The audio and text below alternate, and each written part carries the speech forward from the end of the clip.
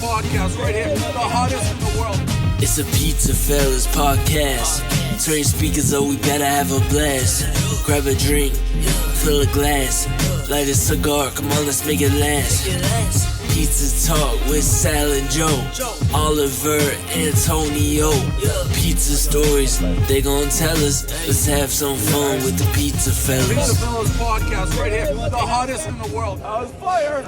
Hey, what's up, guys? We are back, 2025. Happy New Year, PizzaFellas podcast, episode 62.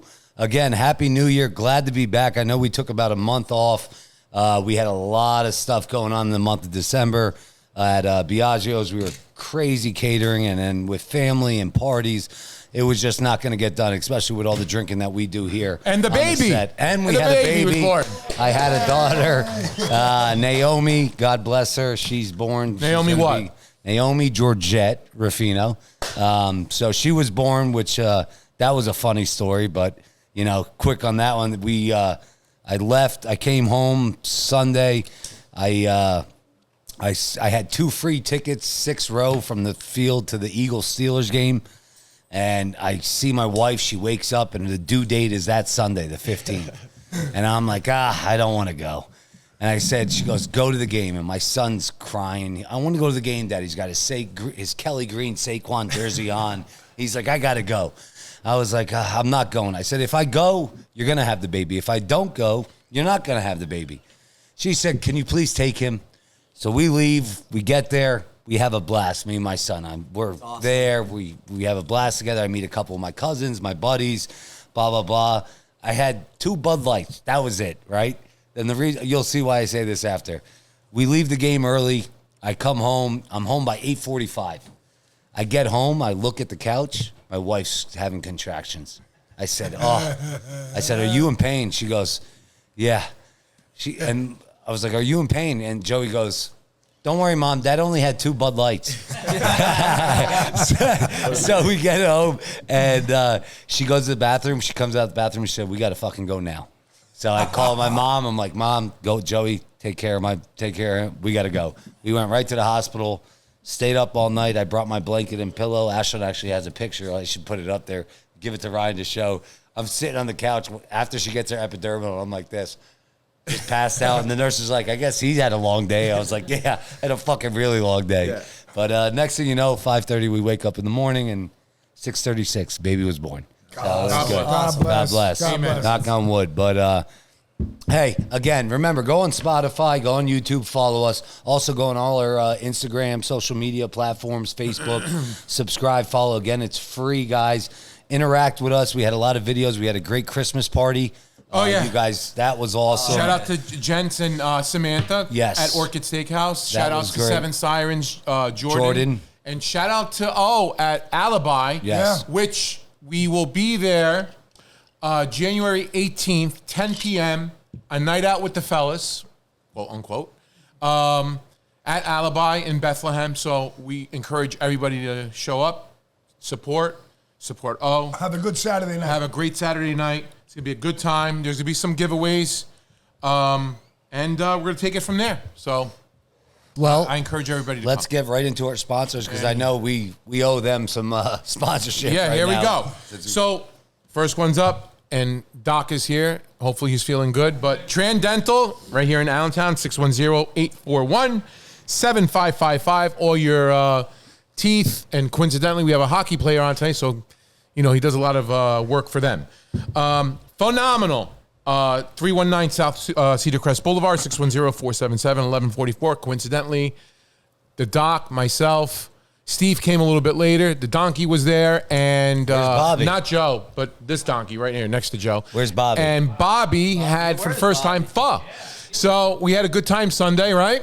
Great food. Great food. Wait, that was his first time? Yeah. First time ever. This fucking guy eats so much. He went today. Came back today, 3 days. 3 days this weekend. Yeah. 3 days in a row. Yeah, was it 3 days in a row, really? Well, the day they were closed, though, so... Yeah. The day he was closed, what? He went inside and cooked himself? Nah, he pulled on the door. Oh. So Sunday, Tuesday, Wednesday. Gotcha. Right? Sunday, Steve goes on Mondays and just No, Steve showed up on Sunday, and then we left him there, and then we went to Ringer's Roost waiting for Sal, but that never happened. But anyway, that's another story. So shout out to the doc at Phenomenal and Transdental. Thank you again for the sponsorship. Enter.net, our good man Juice. We saw him a couple weeks ago. All your social media, website design, and all that good stuff here in the Lehigh Valley, nationwide, worldwide, and Dubai. Nick's Restaurant Pizza. Shout out to Maria and Nick Bozakis. I just posted a video. So Joe Marino and myself, and shout out to Joe Marino. We saw him today at Biagio's. We filmed the first episode of the PizzaFellas beer tour in Lehigh Valley. And the first stop was at Nick's Pizza in Bethlehem. The second stop was at Bruno Scipioni's. And the third stop was at Jay and Tyler's Caddy Corner location in Nazareth. So I'll be dropping that episode later on tomorrow. And then tomorrow morning I'll be dropping the Nick I just dropped, the Bruno Scipioni episode in the morning. So shout out to these gentlemen for having us there. The hospitality was amazing. Maria's cake, phenomenal. She did a ding dong cake for me because I think she thinks I'm a ding dong, but and a peanut butter cake of some sort. But guys, Peroni's our sponsor. It goes hand in hand with pizza. Honest to God, all the pizza that we ate that day was great. Shout out again to Joe Marino. Shout out to Nick and Maria, Bruno Scipioni and his wife Patty, and Jay and Tyler at Caddy Corner. 7th day of Bruno's birthday party. Franco's Pizza, Wilkes-Barre, Pennsylvania. Shout out to Rosa and Filippo Bellia.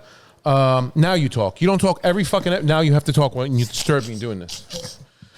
Steve Seiler Insurance, 570-446-8023. He's sitting on the couch. Shout out to him. All your personal insurance needs, get with Steve. A lot of renewals are coming up, right, Steve? Sky Cap's looking good over there, Steve. Yeah. Cap's looking nice. Master Supply, Kevin and Barb Master, thank you again for the phenomenal sponsorship. And shout out to Dave Sweeney. I haven't seen him in a month. I know he got the surgery. He did come by? He was by Saturday night. Saturday night. He gave me and my dad a fucking homemade old-fashioned he made. And me and my dad were busy making pizzas together. And we ripped a shot. We both look at each other like, what the fuck was that? Yeah. I mean, it was good. Thank you, Dave. But shout out to Dave, though. Shout out to Dave. Banco Beverage, Jim Glassick, Tony Gallo, and Joe Marino. Thank you again. Nice seeing you again, Joe. Restaurant Store, good man Nick, right there in Bethlehem or Allentown, right there on Shonersville Road. All your janitorial, takeouts, all that. Get with Nick. Equipment. I know Joe just purchased some equipment today. That's another story, but shout out to Nick. Anna Capri Foods are good people there. Lou Gospero, Jerry Gospero, and Trish Gospero, and Nick Baccarella. I will see you Friday. Shout out to you. The United States Pizza Team. Brian Hernandez, shout out to you. Thank you again. RyanStarkMedia, which is our media and our producer as of now. He's doing a phenomenal job. Shout out to you, Ryan. Gemma Olive Oil, domestic California olive oil. I actually seen this Friday, Joe. I didn't tell you about it, but it is... Wait until I bring this. So that's going to be dropping pretty soon. Peroni Beer, thank you again for the sponsorship. And that's basically it with that sponsorship. I think we have a couple more that will be coming on. Joe and I discussed that today. Hopefully everything comes through. Again, guys, we're working on the Pizza Fest, the Bethlehem Pizza Fest in October or September. I think it's going to be September. They said. So we're hand in hand with Ryan Hill there at Arts Quest, and we'll give you more detail when that comes along. And also to interject real quick, Antonio and my dad will be at the International Pizza Expo in Vegas. So for those who watch and follow in March, look for us. They'll be wearing their gear. And shout out to us, and we'll try to get some more stuff going on with that. Ryan, we got to bring you out with us. Yeah. Ryan needs to come. So here we go. We'll get you the ticket. So we have, it's a big word here, Captain Enforcer. Man, it just gives me chills. Our good man here, Garrett Wilson. He is the captain of the Lehigh Valley Phantoms. Okay? I mean, Doc pulled some strings to get him on here. Thank you again, Doc. Thank you, Garrett, for being here. Yeah, thank you very much. Thanks for having me, boys. This guy's like 7'5". I ain't fucking with him. Let's get right into it. Get right into it. I've been looking up your stuff. I actually got my teeth fixed today by Doc, and so did he probably. So I said, he sent me some info, and I looked it up on you, and you were born in Ontario. Yeah. I was born Elmville, Ontario, small little town, probably 2,000 people, about an hour north of Toronto. Grew up there, kind of like a farm town, small town. Everyone knows everybody, and I played hockey there growing up ever since I was like 4 years old. So, like, my first question to you, like, in the 90s, right? You're my age. I'm 36. You're 34. In the 90s, you know, I look at, in the U.S., we looked at Mighty Ducks. You know, that movie came out. Yeah. That's what got the U.S. That's because U.S., even though we have NHL, you don't see many hockey unless you go northeast when I played football up there. But from the East Coast down south, and there's not much hockey. So when Mighty Ducks, you see the guys in Minnesota, they're playing on the ice, the ponds. I'm guessing, did you have those experiences as a kid? Yeah, you know, growing up, like you're from Canada, you're throwing skates on. Your parents are getting you in skates as fast as you can. Every kid in school plays hockey, so you get into it pretty early. But yeah. On the pond. On the pond, yeah. We'd be on the pond, be like little backyard rinks. Like my mom actually used to build our rink back in our backyard there, so that was always cool to have that. And then, road hockey, like everyone lived in a small town, so we had a lot of buddies all the same age. We'd have road hockey games. Like, it's crazy to think about now because we didn't have cell phones back then. It's like these games, how do they even like come about, you know? Because like you couldn't text like, oh, meet here. Yeah, meet here at my house. Or road hockey games would just happen somehow. The kids all would get together. You could see it get together. Yeah. It's kind of cool to how like we used to get together as kids, like not having all the technology and to 100, especially 2,000 people. Yeah, right. So when, if I may say, so when you're up there at your age in Canada, it's not like some parts of it is in the United States. Like down here, my grandson started to get into hockey a little bit, and then he got out of it because he just chose to. Yeah. But down here, it's an expensive sport.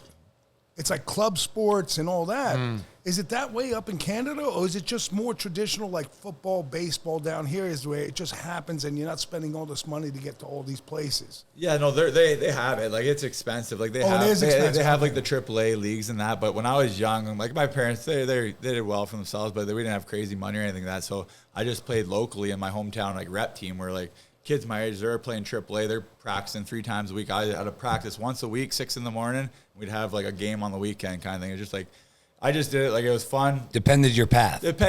So like my path is a little different. Like a lot of kids nowadays, it's like they're AAA. Like their parents are like summer hockey, everything. Like it's hockey. Summer hockey. Yeah, shit. Yeah, like kids don't take a break now, which I don't think is like good. I think you got to become an athlete. You need like, to play different sports. You know, like some kids like they're just pushing into it, and by then they're like 14, 15 years old. They're sick of hockey. They're worn out. You know. Yeah, they don't want to do it anymore. For mine, it was always just fun. Like I'd play ball hockey, I'd play like soccer, volleyball, all that kind of stuff, baseball, football. And I played everything, and I think that's what kept it fresh for me growing up. And then when it finally gets to the age where it starts becoming a little more serious, and you start like the OHL draft and all that, that's when I started playing in the more competitive leagues. Yeah. You bring up the OHL draft. How old were you then? So I was 15 years old when you get drafted. 15. How did that come about, though? So you're not playing club or anything. You're playing. Did you play? You're playing high school, right? Yeah. Well, yeah. I was playing high school and then just like the rep hockey in Elmville. So it was actually kind of funny. So my sister started dating a guy that played in the OHL from her hometown too, and that's where I always how many siblings? I have a younger brother and an older sister. So, okay. So she's dating the guy. So she's older. Yeah. She started dating this guy, and like, I always like loved hockey. I'd go to like the Barrie Colts at the OHL team where my hometown is, where I'd go to a lot of those games. I was a big fan. And then, but I never really knew how to get to the NHL. You don't really know.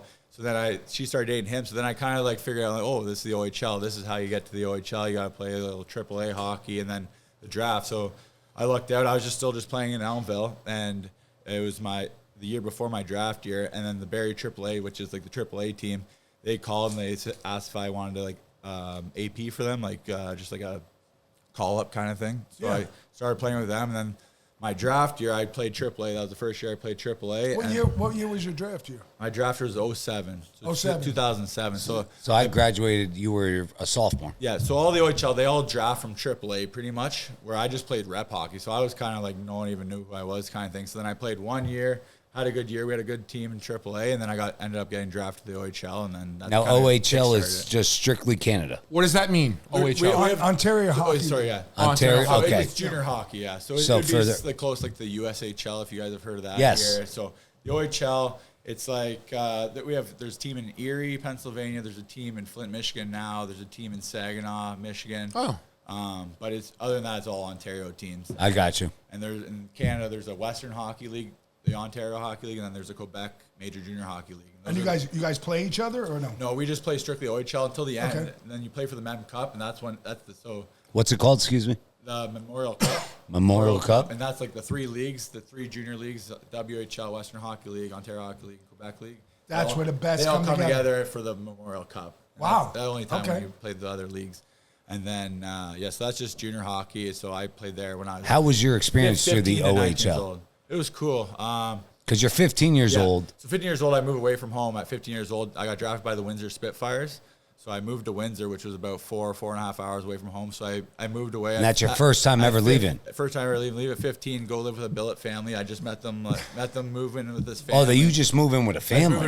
Oh, you do? A sponsor family. Yeah. Wow, that's fucking cool. So I'm only in grade 11 when I'm leaving. So I'm 15, going to grade 11, go to a new high school. Any other players with you or just yourself? Well, it's all like guys on Windsor Spitfires. It's all from all over Ontario. Guys. So when they draft you to that team, they're telling you these are the families you're living with. Come here and they give the families money for groceries and that. But for the most part, like the families do it because they just love hockey. They get the season tickets and that for doing it. And now, are you continuing education? Yeah, I'm still in high school. I just go to high school in Windsor. And you 11. Just go there? I go there for the whole year. So from September till April, till the year's done, I go to high school in Windsor. Year's done, I just pack my stuff up, go back home to Barrie, and go back to high school in Barrie. So you're it's almost like college, but and you're just doing it in high school. In high school, yeah. Oh, shit. Holy shit. It's cool. I lucked out my first year in Windsor. I had a really good, like sometimes you can have bad billet families where it's just like, oh, it's fucked up. Sucks. I get you. See some weird shit in that. But I lucked out. I had a good family. They were really good to me. They had 2 younger sons, and they just like looked up to me. So it felt. Did you hear stories with guys you played with that were like? So then I was in Windsor. Then I got traded after my first year in Windsor. I got traded to Owen Sound, which is a little bit closer to Barrie. Okay. And my first billet in Owen Sound, it was a nightmare, like just absolute nightmare. So I move in, go to the training camp, and there's an older guy on the team. So it's me and him, and so we go there. Start living in this house, and it's just like. So there'd be more than one of you in the house. Sometimes, yeah, sometimes depending on the house. So then we moved into this house, and it's just like they didn't have like dinner, like we're still young, like we didn't like know how to make dinner and all that. So like they didn't have like really food for us, or like this house is like dirty. Fend for yourself. It was just kind of like I was coming from a good building, and I go to this, I'm like, what the hell is this kind of thing? So then the older guy, I'm just a young guy still, and just on a new team, so I'm keeping quietly. I'm pretty quietly, laid back, easy going. And the older guy's like, all right, like I got to say something. Like we're going to the GM, like, hey, we can't live here. We got to find a different house. Like this sucks. Like it was bad. So then the GM's like went to the older guys, like, hey, you got to just talk to them. Say, hey, we need better food here. We need whatever. So we go meet with the mom. The older guy's like, yeah, like we have no food here and that, and then they snap, like they lose it that we're calling them out for not having like a good. Oh shit! And they're getting money too. And I'm just sitting here, I'm like, holy shit, whatever. So this guy's a big awkward. Then the dad comes in, he's like opening the cupboards. He's like, what do you mean we don't have food? What do you need? What kind of food do you need? Like they didn't have like peanut butter for us or anything like that. Like they had nothing. Like you can't even make a peanut butter or fucking jelly sandwich for an athlete. That's fucking. It was bad. So then that was awkward. So then it was awkward, and then our GM didn't move us out of there because I think they're tight for billets. Like sometimes they can't find billets. Like it's hard to find sometimes. It's hard to find people that want to volunteer to house. Exactly. Now, why do they call them billets? Yeah. I'm not sure why. No, okay, that's just. And does the league pay them? The team does. Oh, the team does. And then they spent the money on drugs, probably. Probably that happened. So like the old guy that I was living with, so then he kind of like just left and went to a different league. So then I'm stuck at this house. We already called them out on it. They leave. I'm just at this house by myself. Now it's like super awkward. Now it's so awkward, and I'm just there by myself, and I just had to stay there the entire year, and it sucked. Jesus. I'd get home from practice. Actually, they'd be in the hot tub. Like I'd hear the music on. He'd be ass naked in the hot tub. The dad. And the mom would be there, and they're like, "Oh yeah, dinner's in the fridge." I go look at dinner. It's just like sludge. It's like sludge, just microwave. Like, whatever. So then I'd just go up. I'd pretty much just go up to my room, shut my door, and I wouldn't even like see them the rest of the time. Like it was bad. That was really. Now, what about spending money? When you're at these houses, do you get like a stipend? So when you're in the OHL, you get like at the time, like back in 07, 08, around that time, we'd get $50 a week. That's what we'd get. $50. That didn't go far. Not much, no. Yeah. That didn't go far at all. Holy cow. And then some guys on the team, they have their billet family. Like, they're in a great spot. Their billets are making them their lunch for school. I'm waking up. They had one bathroom, and they had a daughter, and she would be in the bathroom from when I woke up till when I'm getting picked up to go to the rink. She's still in the bathroom. She's in the bathroom. I'd have to go outside, take a leak in the morning. Like, I'd have to go brush my teeth in the kitchen sink. Like, it was just a bad setup. That sucks. Yeah. Well, good thing you got traded or whatever the hell you did. So then the next year, I got a good bit. They switched my billet family. People didn't bill anymore. Were you on the same team? Yeah, same team. And I found a better spot, and it was way better. But yeah, but it was a tough year. I'm 17, new team, and I'm like, this is where I'm living. New town and everything, right? But by the third year, you're out of high school? Third year, out of high school, yeah. Out of high school, okay. Yeah. You keep in touch with any of these families? Oh, yeah, the good ones, yeah. Yeah. I haven't seen the people So when you leave, when you're out of high school, you graduate, and then where I was in you're still in OHL. Still in OHL. You could do some online courses. You go to... And you guys call it university. University, yeah. I still find that so fucking weird because I was just listening to a podcast with Joe Rogan. He had a Canadian on, and he keeps saying university. And I'm like, which is high school? It's college. Oh. But I'm like, bro, you just go to college. Like, I'm thinking, but the Canadians, they call it university. Yeah. That's how they brought up. Yeah, that's how you brought up. Well, vacation, don't they say holiday? Holiday. Yeah, holidays of vacation. Yeah, so do the English, they say. Yeah, so does Europe. Yeah, that's funny. So when you get there, what's your thoughts about university? You go into it? Or in my head, so I'm in the OHL. So that's kind of like when you're growing up, when you're thinking if you want to go to the OHL or do you want to go to the U.S. to play or college hockey. You kind of that's the thing. Like if you go to the OHL and you are at camp for more than 48 hours, your eligibility to go to college is done now. Oh, it is? Yeah, it's gone. But they just switched that actually this year. Now you can go to the OHL and still go to U.S. college. I see what you're saying. When you went to the OHL, you gave up your college rights. My college rights. Yeah. Okay. So you were done. You can't go to university in Canada. You can't even go to the U.S. And so you're thinking, though, so you're not going there. So you had a path to saying I could get drafted? Yeah, so when it's kind of so if you go to the OHL, for every year in the OHL gives you money to go to Canadian university when you're done. Like when you're done in the OHL, say you played 3 years, you have 3 years paid for to go to Canadian university. Okay, I got you. But then if you sign a professional contract that 3 years, like say I played 4 years in the OHL, I had 4 years, I could have went to Canadian college, but I signed professionally, so then they wiped that. So that wipes it out for them. I got you. So plus, if you play in the OHL and you don't make it to the pros, then you can go to Canadian. So this is your third year. You're playing. You play the season. Mm-hmm. So when I saw that you were the 107th drafted player in the NHL. Yeah, to Florida. That's how many drafted players? So where did you get drafted to? To the Florida Panthers. Okay. Yeah, and that was my second year in the OHL. I got drafted. So you get drafted, then you still play 2 more years back in the OHL after you get drafted. You're still kind of developing and that. Talk a little closer to the mic. Sorry. How many players get drafted in the NHL? There's 7 rounds, 30 each team. So there's 32 teams times 7. So how many plays is that total? So 230. 200 and something, yeah. So you were midway. Wow, you were right in the middle. What round? Fourth round. Fourth round. Yeah, fourth. That's fucking good. Yeah. That's nice. Yeah. That's really. Were you expecting it?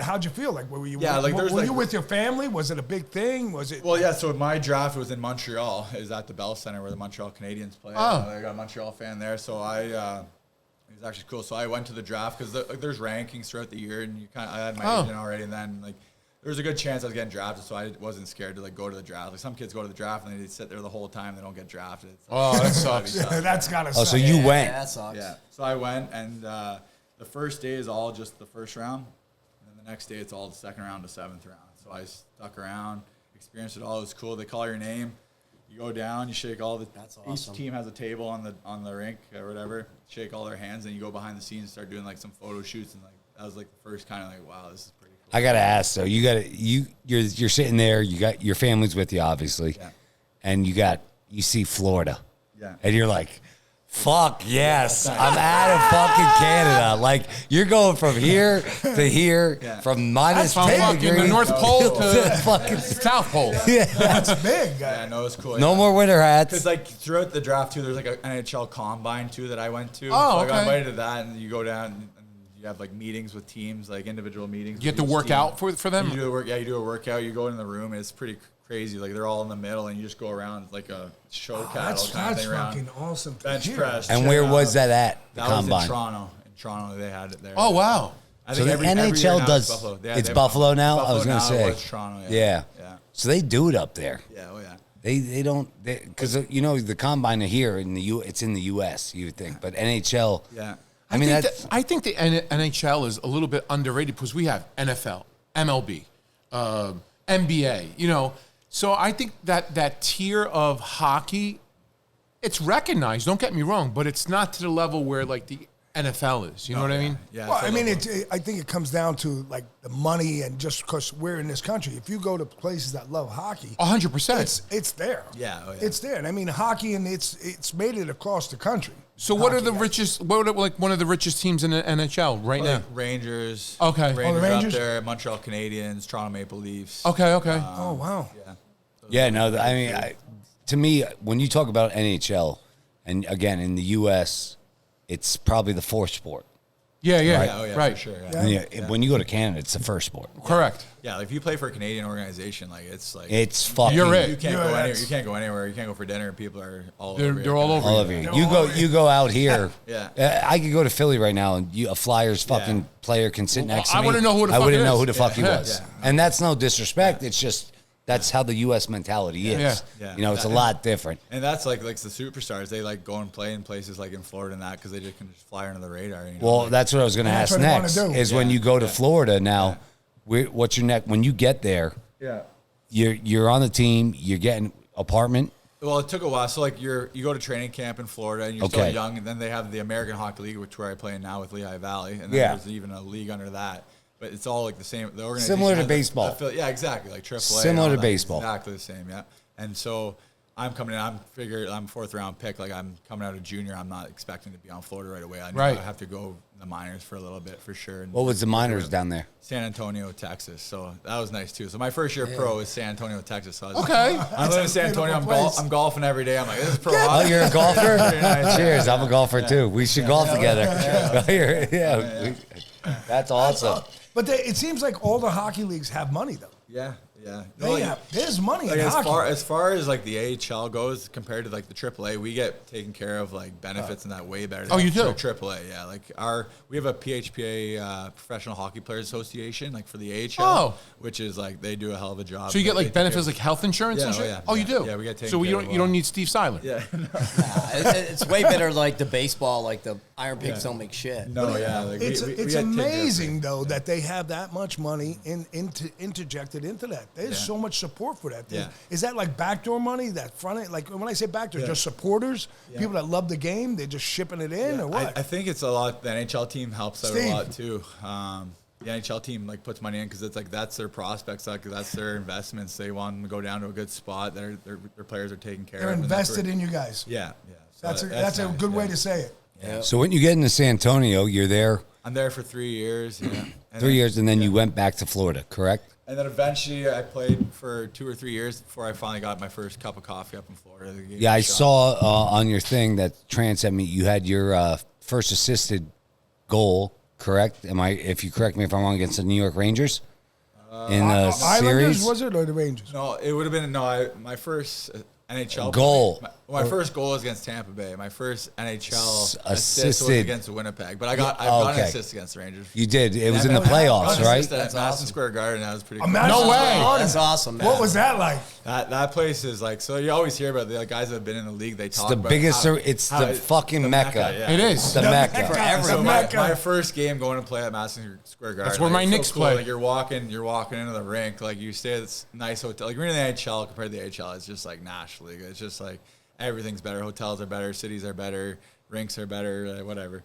But going to the MSG, like you go there, so you're going out for a warm up, and it's just like a concert. Like the music's just blaring louder than every other place. Like you're just looking around. And the light. What's crazy is when the lights. The lights are down. You don't see nothing but the fucking rink or the court or whatever it is. I like when I go to the rinks like that. I just think about like the events they've had there in the past, like the history of the building and that. It's like cool. You can kind of like feel it a little bit. I'm a wrestling fan. Greatest place you ever played, Madison Square. How many times you played there? Probably 2 or 3.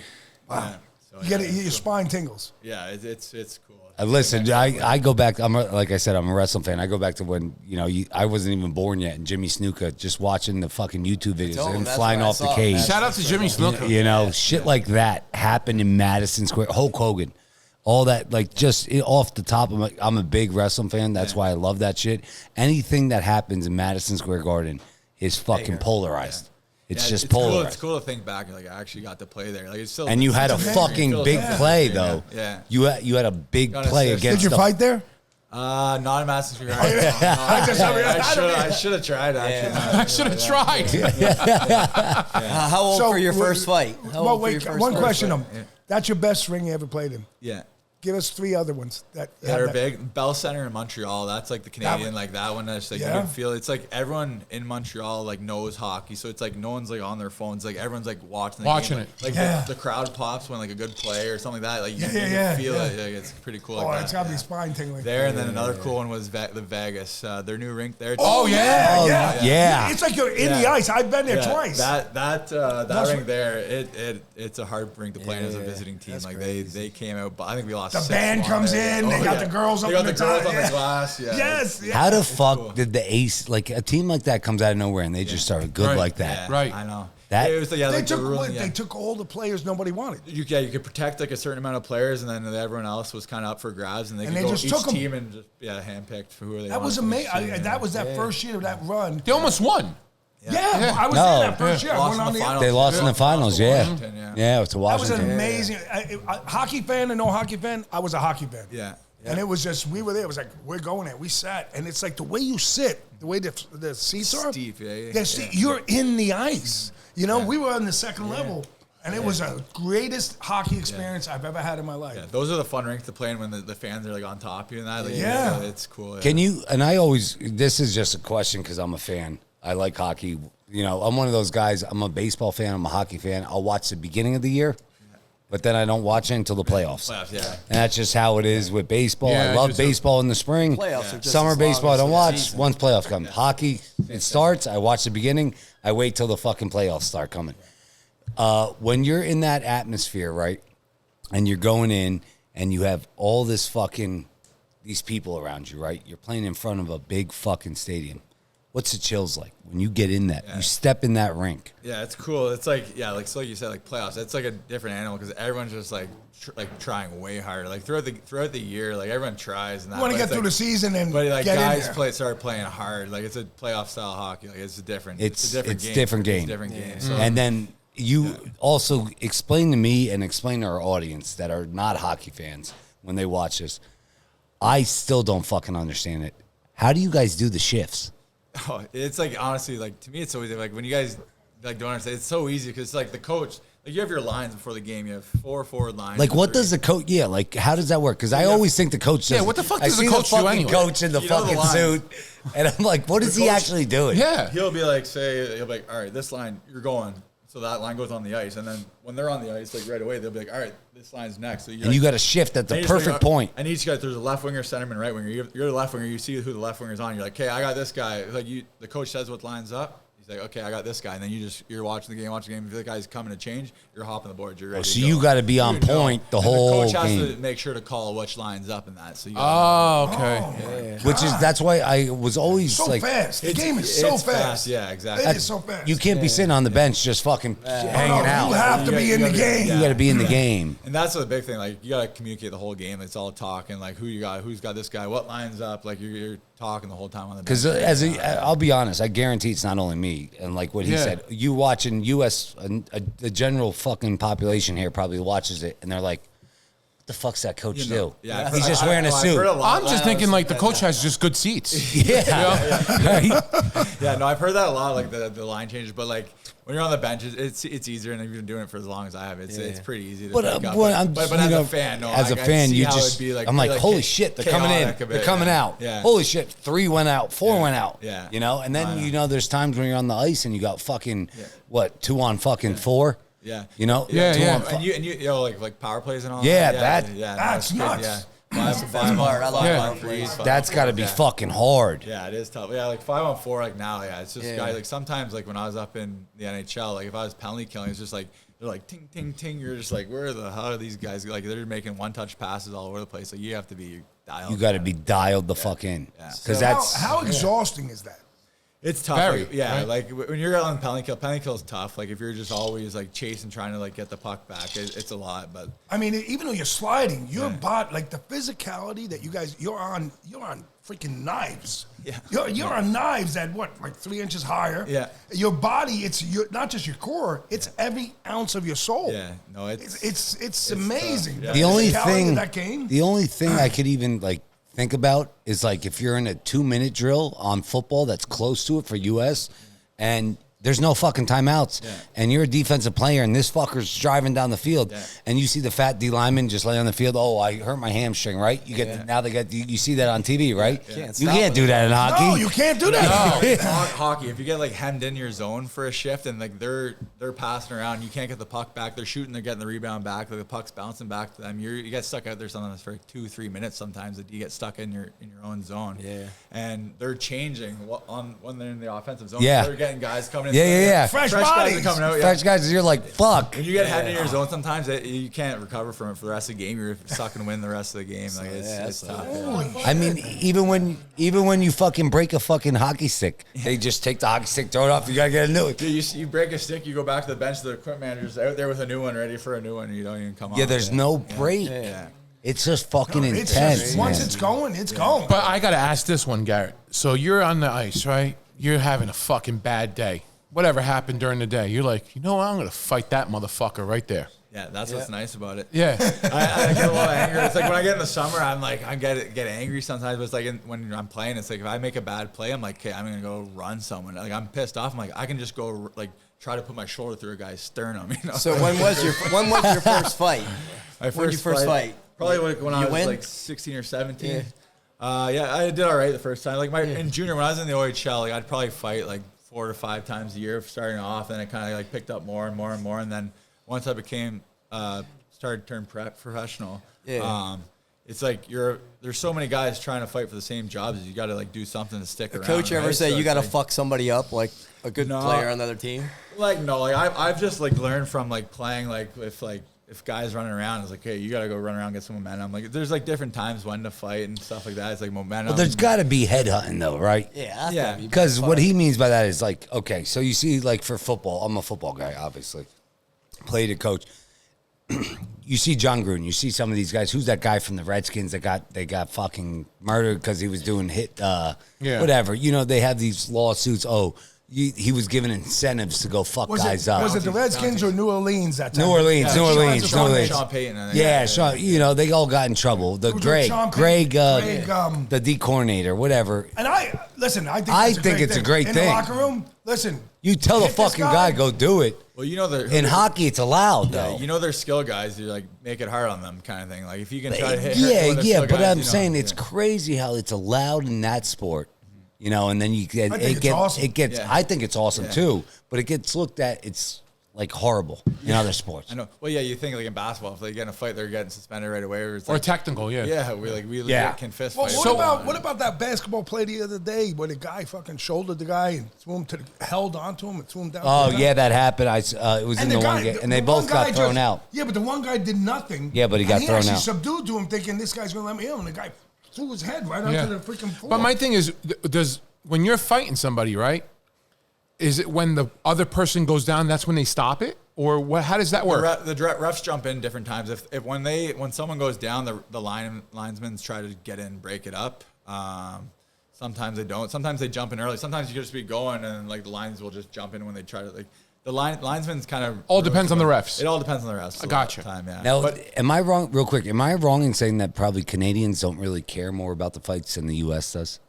Yeah, I'd say you're probably wrong on that. Everyone loves. Oh, everyone loves it. Okay. Here's the problem. With I'm always thinking like the U.S. The only reason they watch is they want to see the fight. Well, Canadians are the same way. Okay. You know what I would do if I was going to fight you? Yeah. I'm going to fucking come after you with the hockey stick. And guys do that. I'm not going to fight you. I'm going to hit you over the head with a fucking hockey stick. That's like back in the day. Like you see some of the old times. Like the tough guys are going at skill guys. They're like, I'm not dropping my stick. I'm going to keep my stick. Yeah. They're like this, man. Yeah, really? Wow. And try to swing at you. Yeah. Why am I going to fight you? I'll fight you with the hockey stick.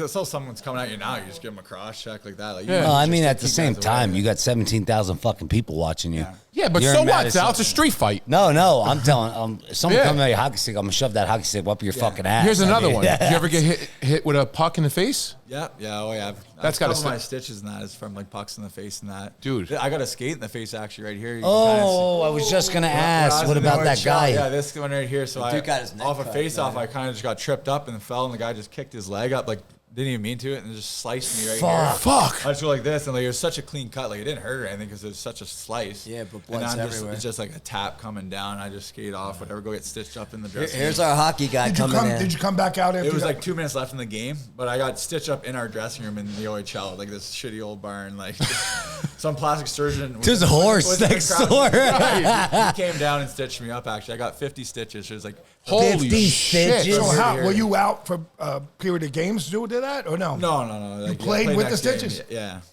Wait, time out. What the fuck did you just say? You just said you played the next game with 50 stitches? Yeah, 50 stitches. They just throw like a face shield on. I'm telling you, man, the toughest fucking sport I'm in telling the you. fucking game. Yeah. These guys are fucking monsters. Dude, man. they Holy I cow, broke so my much ankle in respect for you fucking guys. football. They tried telling me and my dad I couldn't play. I was like, bro, I'm going to play. Like, I'm good. I've got lots of stitches actually in the face. I've got like high stick. This was before in junior high stick. Lost my tooth and like slit my whole lip up, like stitched straight up, kind of thing. Now, those are freak accidents, obviously, right? Yeah. Like probably knock on wood, probably for the last 3 or 4 years, I haven't had any like crazy stitches or anything. But you know, back in the day, they never, like, guys would take off their helmets and just play without a helmet. The goalies would have no helmets back in the day. Really? Wow. Yeah, back in the day, goalies used to wear no helmets. Like I'm talking like 60s and 70s and Yeah, but that's, I mean, you got leather helmets back in the day. You got all that. That's crazy. And if you look at the hockey players back in the day, they look like brawlers. Yeah. You know? I couldn't do it. I mean, I give you guys credit. Like, I the can't- talent of skating and all. It's fun. amazing what you guys do. It's fun. Just like that's like one of the things like why I still play. It's just like I love like trying to body check guys. Like it's like a skill like to try to line someone up and like bury them. Hell yeah. On open ice. And I just find it fun like running guys and that. This is our neighborhood Canadian dad. He plays hockey. You think he can kick his ass? I'm from Calgary, but Calgary, nice. I love your style. I see at least 4 or 5 games a year. Beauty, yeah, don't worry. We'll bring him on the next episode. Not next segment. But yeah, I mean, I try even going to fucking the Bethlehem, the skate rink with my son to put on. I can't even put on a fucking. I have from when the broken ankle. Look at that. I have a bone. Oh yeah. My bone comes out this way, so my Skates foot don't feel good, eh? Oh my god! I don't know how the fuck you guys wear them. Yeah. I put it on. I went for one round, and my wife goes, "What happened?" I said, "I'm done." It's always I fun. said, "I It's can't even fucking." after. How do these guys wear skates? After like Christmas break or whatever, you come back for your like 3 or 4 days off. You come back and it feels like you're wearing someone else's skates. When you get your skates back on, your feet are killing you and stuff like But that. I gotta ask, it's 2025. You've been through it for fucking 25 years plus. They got to be comfortable, right? Is it like a cleat? Like for me, like a Jordan, like a cleat? Better. We Are bake they them. getting better? Yeah, they're getting a lot better. When you Like, say you bake them, what does that mean? so like they put them in the oven, like a baseball glove. And you mold it to your foot. You put it on your foot, tie it up, and then it kind of molds to your foot. Oh, You do that like a now. baseball glove. Nowadays, like skate, they used to take me a couple weeks, probably 4 or 5 skates to get like a skate broken in. Now I can wear them one time, ready to go. because you've been doing it so long. Now, how often do you get new ones? Or like I go through about players play new three places? a year, 3 pairs a year. Yeah. Wow, 3 pairs a year. Bruno skates. They sharpen them You should every see game. skates nowadays. Yeah. Skates nowadays they're about $1,200. $1,200. Yeah, For what? For Pair of skates? skates these days. If you complain about cleats or me, slap Never us both. again, man. Never complain again. It's all fun. They sharpen them every Equipment's game. getting crazy. Sticks are $400 for. Are they really? Yeah. For a piece of wood? We get all ours obviously paid for and all that. But But if you're a kid- like kids playing, like sticks are $400 now. It's crazy. So you can't just throw them to the kids. Oh, I mean, listen, my son's baseball bat's $125, and he's fucking a 8 cheap years one, old. too. You know, that's a cheaper one. And pizza peels are $20. Yeah, pizza peels are $20. We Then should, you break one every week. I break 2 a week. that's crazy. And I'm complaining about $40 fucking. Actually, one year I kept track. Oliver, of how many silence your sticks, phone. How many sticks My I went wife through? keeps I went going. through about 60 sticks in a year. 1 year. Silence it. 60 sticks in 1 year. year. Yeah. Holy, at $400 a stick. Yeah, I think our team probably gets them for cheap at cost. But Well, still think about the still, expense. The expenses. You of go it. through 66. What do you have, 80 And how many games? people are on the team? 25 guys on the team. Okay, there you go. How many games? 80? That's 1,200 sticks. 72. So almost a stick every game. Yeah. So how many guys does the whole team play the whole game? So like When you do a shift, like we were talking about Do a shift, earlier, so like- does everyone really play, or is it there's just like a third and fourth line that doesn't play as much as the first and second line. okay? guys. So it's more you have a first team, a There's- second team. There's guys. yes. There's like so first line, second line, third line, fourth line. Then there's Okay. 60. So 3 D pairs, and then there's 2 goalies. There's power play guys, penalty kill guys. As a forward, you play roughly from anywhere from 10 to 22 minutes. Okay. And the games are how long? 60 minutes. 60 minutes. Yeah. Okay. But that's Defense. Since there's only 6 of them, usually they play anywhere from like 15 to 30 minutes. Okay. But at the end of the day, that's a lot. Yeah, That's a fucking lot. Yeah, for That's sure. a lot. In a sport like this. Now, when you your first NHL game ever, what year was that? Like 2016, Okay. 2017. And what it was for the Panthers? Panthers, yeah. Okay, so that first NHL game, what's the Butterflies like? It was great. So it was in San Jose. It was my first game Against the Sharks. Yeah, so that was my first game. And I was just like, you're like so nervous. But And you're how so is that pumped. stadium? Because San Jose is pretty decent. So like usually. when I was in 2016, they had a good team. They had like Joe Thornton, Patrick Marley. They always had good team in that. So and they call it the Shark Tank, and it's a loud building. Oh, Like, really? known to be loud. Like I don't know what it is now because they've kind of been dog shit the last couple of years, but but like back in the day, like it's a loud building, so it was cool. And like you just go out there and you see like guys like I said, Thornton and Marlowe and those guys, and you're like, holy shit, you're on the same ice as these guys. They got like for warm-ups they go no helmet, right? Like the vets, they go no helmet, so you're just like they got their hair gelled back. It's just like you're looking at these guys like, holy shit. That's cool. Like, you're like, I've been watching this guy. On I gotta TV play my this whole fucking life. guy. Yeah, it's cool, yeah. That's The fucking. first game was cool, yeah. That's awesome. Yeah. So the And then- Butterflies and the fucking all that though, like again, as a rookie, you're going in there.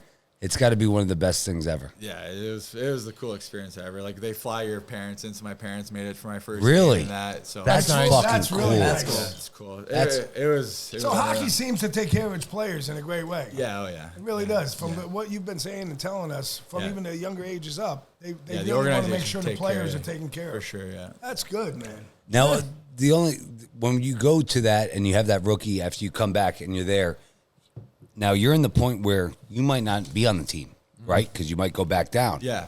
How's that feeling? It's kind of like you're on eggshells the whole time. You don't know like if you're gonna get sent down the next day. Like you're pretty much just getting through a practice. Like all right, I made it another day through here. Like that's So you're going day by day. When I was young and I got called to the NHL, it's like I was more nervous for the practice because I'm kind of like games. Like I know how to play in a game, but like practices is like you got to be crispy with your passes. Like you're playing with some pretty skilled guys where it's like these older guys. Like if you put a pass in their wheels, you don't want to piss them off. Like you want to be sharp for practice. So it's like.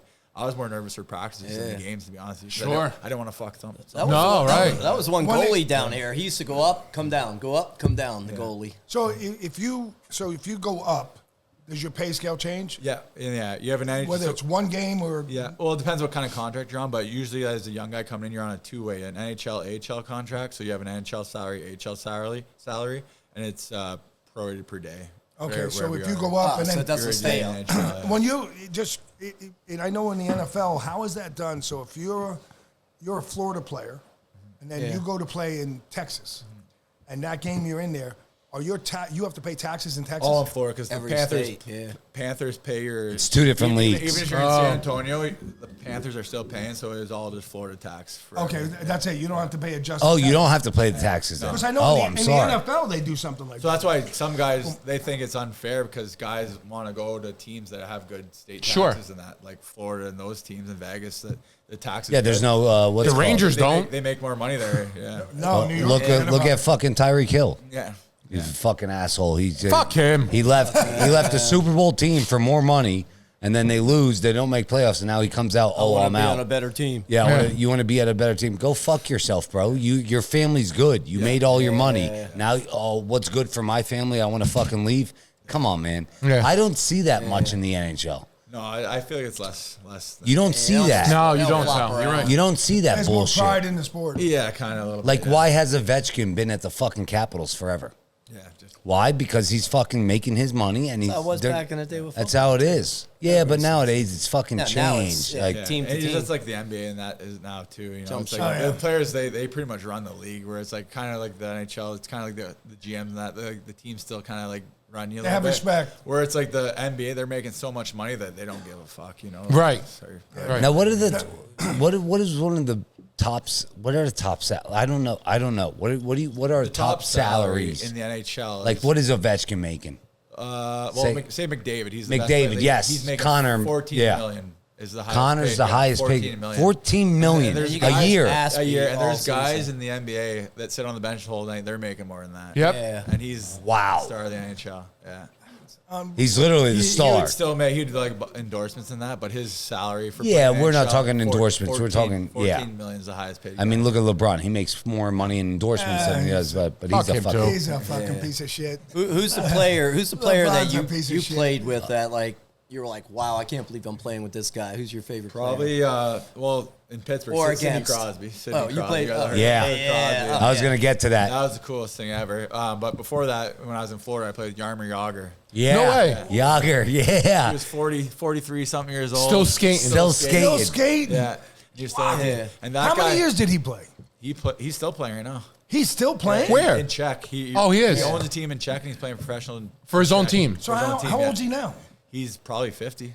God bless this guy. Bruno Beats played Tom with Brady. Bruno You played should with saw- Wayne you- Gretzky. You should have saw this guy in Florida. So this is when I'm a young guy, and he's walking around. He's got like a stick tied to like the Kaiser machine, doing like he'd be just walking around doing crazy stuff the whole time. He'd have his skates on, just doing stuff, ankle weights, walking around with ankle weights.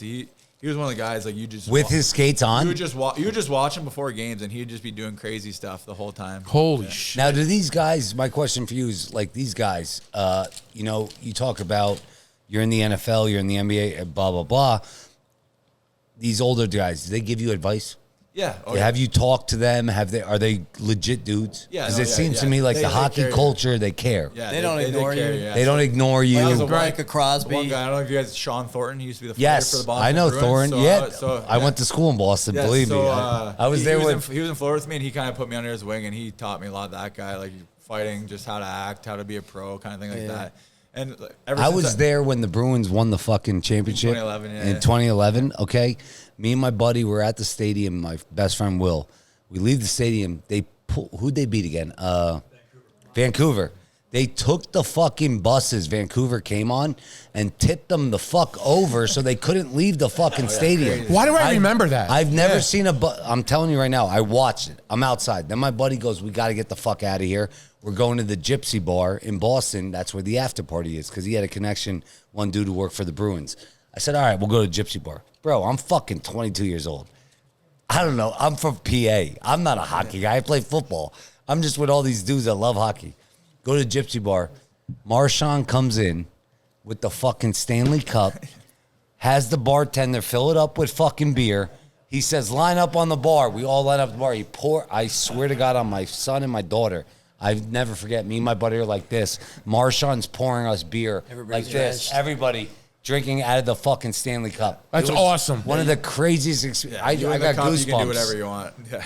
Bro, I couldn't. I was like, because at first I didn't realize what was happening. I'm like, all right, you win the fucking Super Bowl. You ain't doing this. No. You win this. This guy just won the fucking They're brawlers. Stanley Cup Yeah. 2 hours ago, and now I'm drinking out of the Stanley Cup at a fucking bar. Then you go fight in the bar. Is this allowed?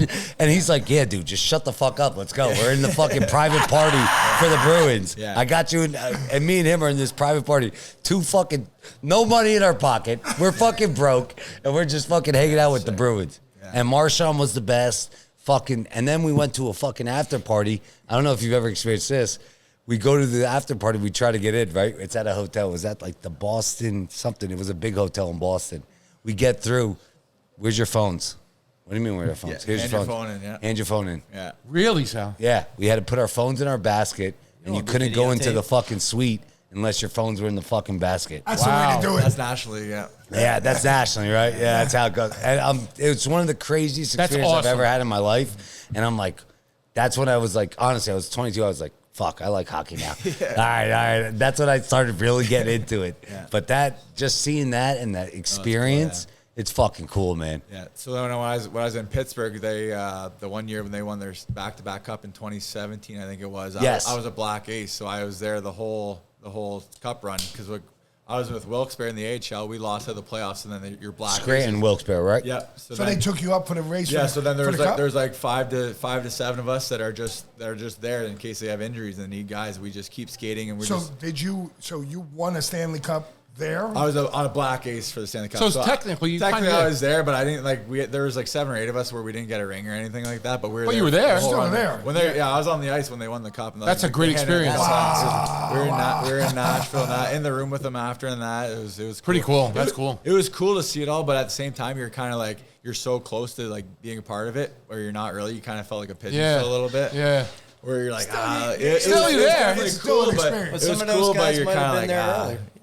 Yeah, I got you. Yeah. Well, listen here. We're going to take a quick break. We're going to eat some food because I know you're probably hungry. We made some great pizza and stuff for you. We'll talk actually. Great steak. We'll bring back, maybe Mike will come on with us, and then I want to talk to you a little about food, too. Sounds good. Because, hey, shit, you're Canada, poutine, all the things. Is there good pizza here. up there? All that other shit. We'll talk more hockey, and we'll get back. PizzaFellas Podcast, episode 62. Happy New Year, 2025. 2025, We'll be back shortly. Thanks, guys. Pizza Talk with Sal and Joe, Oliver, Antonio. Pizza stories, they gon' tell us. Let's have some fun with the Pizza Fellas. All right, guys, we are back. Episode 62. We are here with Garrett. Okay, he's for the enforcer for the Lehigh Valley Phantoms. That's Enforcer what they call captain. him. Enforcer captain, excuse Captain me. Enforcer, I meant. We learned a lot about hockey, and thank you, Dr. Tran, for bringing him on, because I'll be honest, we were just talking about it after the first segment, and, bro, what a way to start 2025 off. Yeah. This fucking episode, when it comes out Friday morning, is going to be fucking fire. Yeah. Can't wait to throw it out there. I think we're going to get a lot of traction. We're going to get a lot of new people that join us and understand, what we're all about, and I hope you're enjoying it. We had some great food just now. Some great steaks. You enjoyed it? Good? That was really good. It was good food. Let's continue with that real quick, though, with the food. So I want to ask your Canadian poutine. Yeah. What the fuck is Mike? Oh, by the way, we have our friend Mike on. He's our neighbor. Mike's a great guy. He's another Canadian. Another hockey guy. Another hockey guy. Another Canadian guy. Sorry, guys. Trudeau really fucked me up with the whole viewpoint of Canada, but you guys are bringing me back now that everything. Joking, he resigned. Fuck that cocksucker. Anyways, so you go back, you got poutine, right? Yeah, that's a big thing. Big thing up there. The French love it. It's the French big in Montreal. Yeah, I think big in Montreal. Might have started there. Yeah, it's the French fries with the little gravy and the cheese curds on top. Okay. Wow. Yeah. So now, when you guys, is there pizza up there? Yeah, of course. Yeah, we got No, pizza. but like, what is? I'm saying though, like, what's the pizza like? It's not like here. I mean, it's good. Like, there's little pizza shops and stuff like that. My hometown had a couple.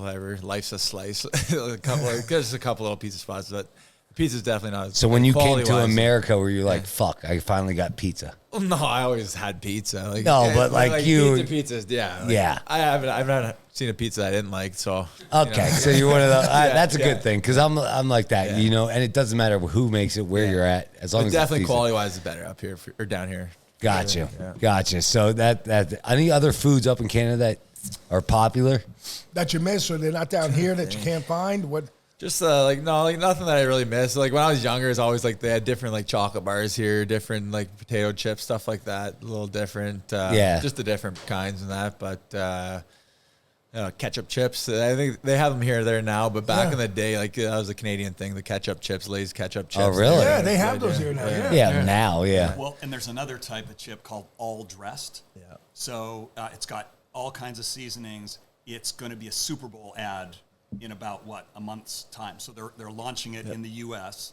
So we'll see if that Canada export does well. But I want to come back to pizza in the same way that not all pizza in the U.S. is created equal. There are certain hot spots for pizza. Toronto. Speak closer to the mic. Thank you. Toronto has a really strong Italian community, so there's phenomenal pizza. Toronto is kind of like a miniature New York. Every kind of culture, excellent cuisine. So there's a little Italy in Toronto where you can get fantastic pizza. Great strip bars. Well, strip bars. I mean, every bar in Canada is a strip bar. we call it the Canadian Ballet. But no, if you talk about like small town Ontario, where Garrett's from, or Calgary, where I'm from, out west, they're pretty plain vanilla cities, and so no, the pizza is not great. So that's why we appreciate what you guys do. So. But there's a big, huge cheese manufacturer, which is Saputo up there. Saputo cheese. True. Yeah, that's true. Very true. Yeah. That is, but no, real quick to just piggyback off that, you know, what's up with, why are the strip bars in fucking Canada the fucking strip bars in Canada?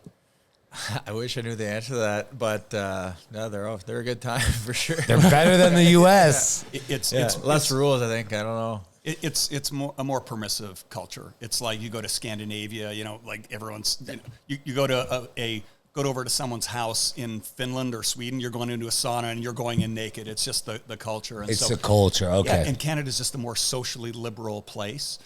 But there's also a practical reason. If you go way up north in Canada, like I was so poor in college, I had to plant trees. I lived in a tent for 3 summers, 14 hours north of Toronto. 14 hours north? 14 hours Where were you, the north. fucking North Pole? Yeah, where the fuck did you live with, Santa? So it was a place called, it was halfway to Santa.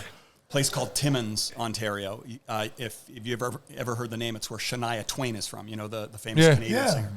And there's one major bar in Timmins, and so at dinner time it's a restaurant. At you know, the evening it becomes a nightclub, and then after hours it becomes a strip bar. It's like every kind of establishment in one, because that's all the city can afford. You can't have a separate. Oh, I got you. Okay. For each. Oh wow. Crazy. That's fucking crazy. Yeah. So now, have you been back to Canada?